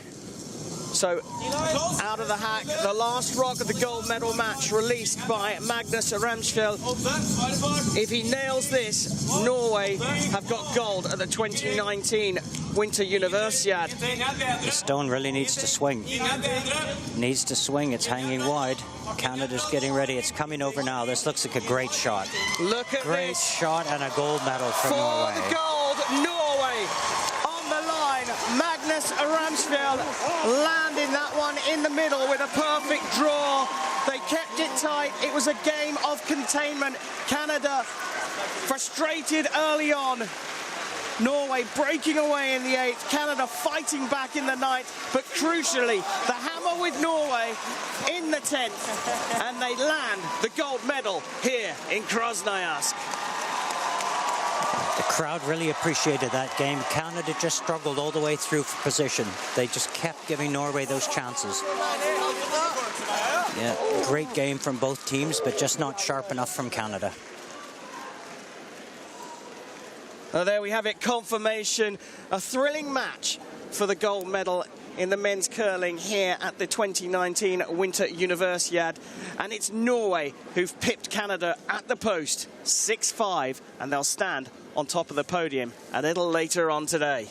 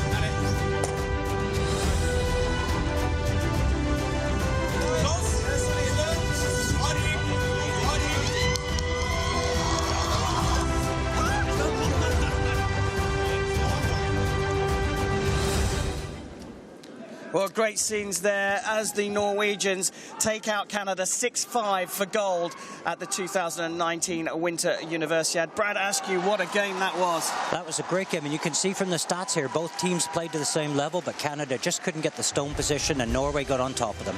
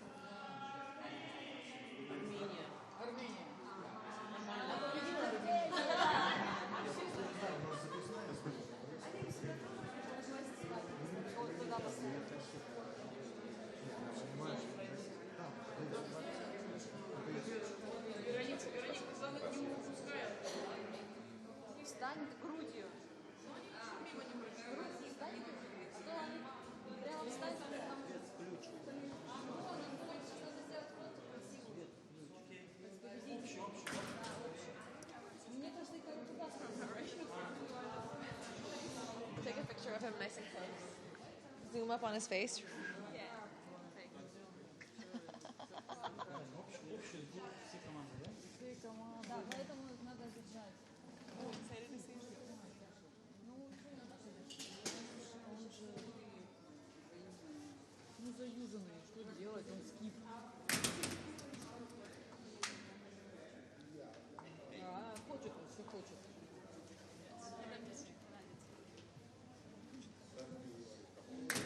Yeah, of course. What do you expect from this game? What do you mind from this final?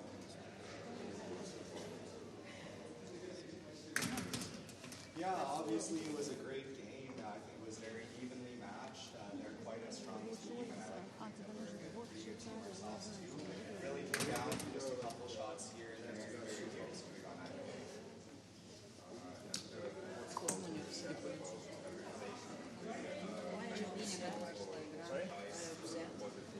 Oh, it's been the experience of a lifetime. Absolutely. We've been so well. We've played like superstars here. And be part of not only an event of this scale, but a multi-sport event of this scale, to be part of a large team Canada is just really inspirational.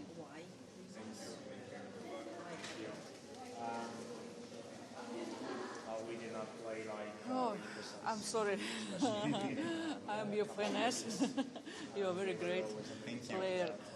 Say something about your impressions about the game. Yeah, once again, to echo my earlier sentiments, it was a really close game. I have a ton of respect for those guys. They're really good curlers, and we put together a really good match ourselves. It just came down to one or two shots here and there, but at the end of the day, it really could have gone either way, so I think we have lots to hold our heads high about. Thank you very much. Thank you. Welcome to Krasnoyarsk Yes. again, okay? Yes, we're having the time of our lives here. Okay, we will be glad to see you again. Yes, absolutely. Thank you so much. Thank you. I'm with BCTV. For sure. We're going to do not a post game, but hopefully Chris from Canada. Chris is your comms guy, right? Yes. We talked to him about maybe doing an interview, like sit down between posts or after. Yeah, for sure. Like after her match game. Selena's out, actually. Yeah, the girls' team lost in the quarters. Why did I think they were in the gold? Okay, well, maybe anytime, yeah. Like at the arena, will you guys be watching those? Yeah, we'll probably be there for like the back part of the women's game because their medal presentations are happening of course. right after. So maybe after the medal ceremony. Yeah, for sure. We can exchange. No worries, it's all good. No worries. We can trade numbers at the end. And Sure, that would be great. Okay, Thank you. for sure. I think Chris will be in contact with you. He didn't want to talk to you before. Yeah, no worries. It's all good. Thank you. Sounds good. We don't need this because we'll have In which way do you mean that? I mean that you're so good. Okay, thank you.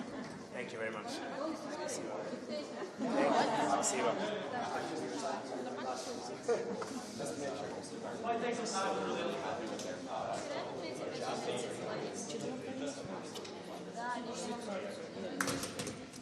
I'm in Norway.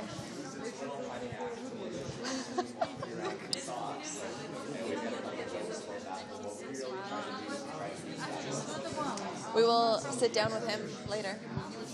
Where? For an interview with Lucy.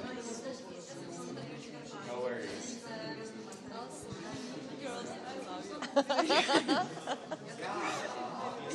You're so funny.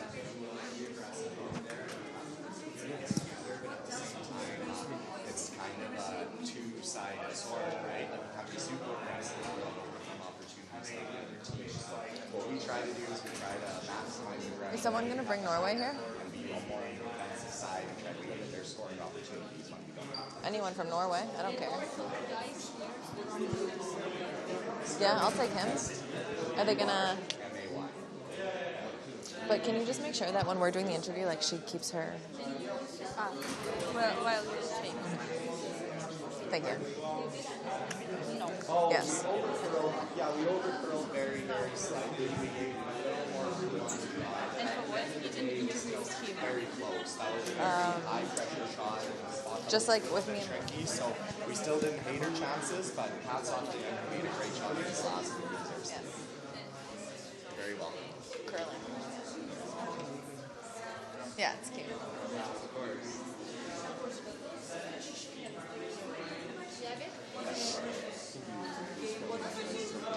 Obviously, I lied if I said I was a bit disappointed. Obviously, we were hoping for a medal of the gold color, but as I said last night, to walk away with a medal of any color in events like this is such an accomplishment.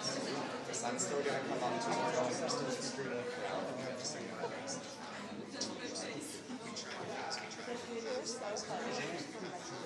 You're just gonna stare the whole time. Yeah.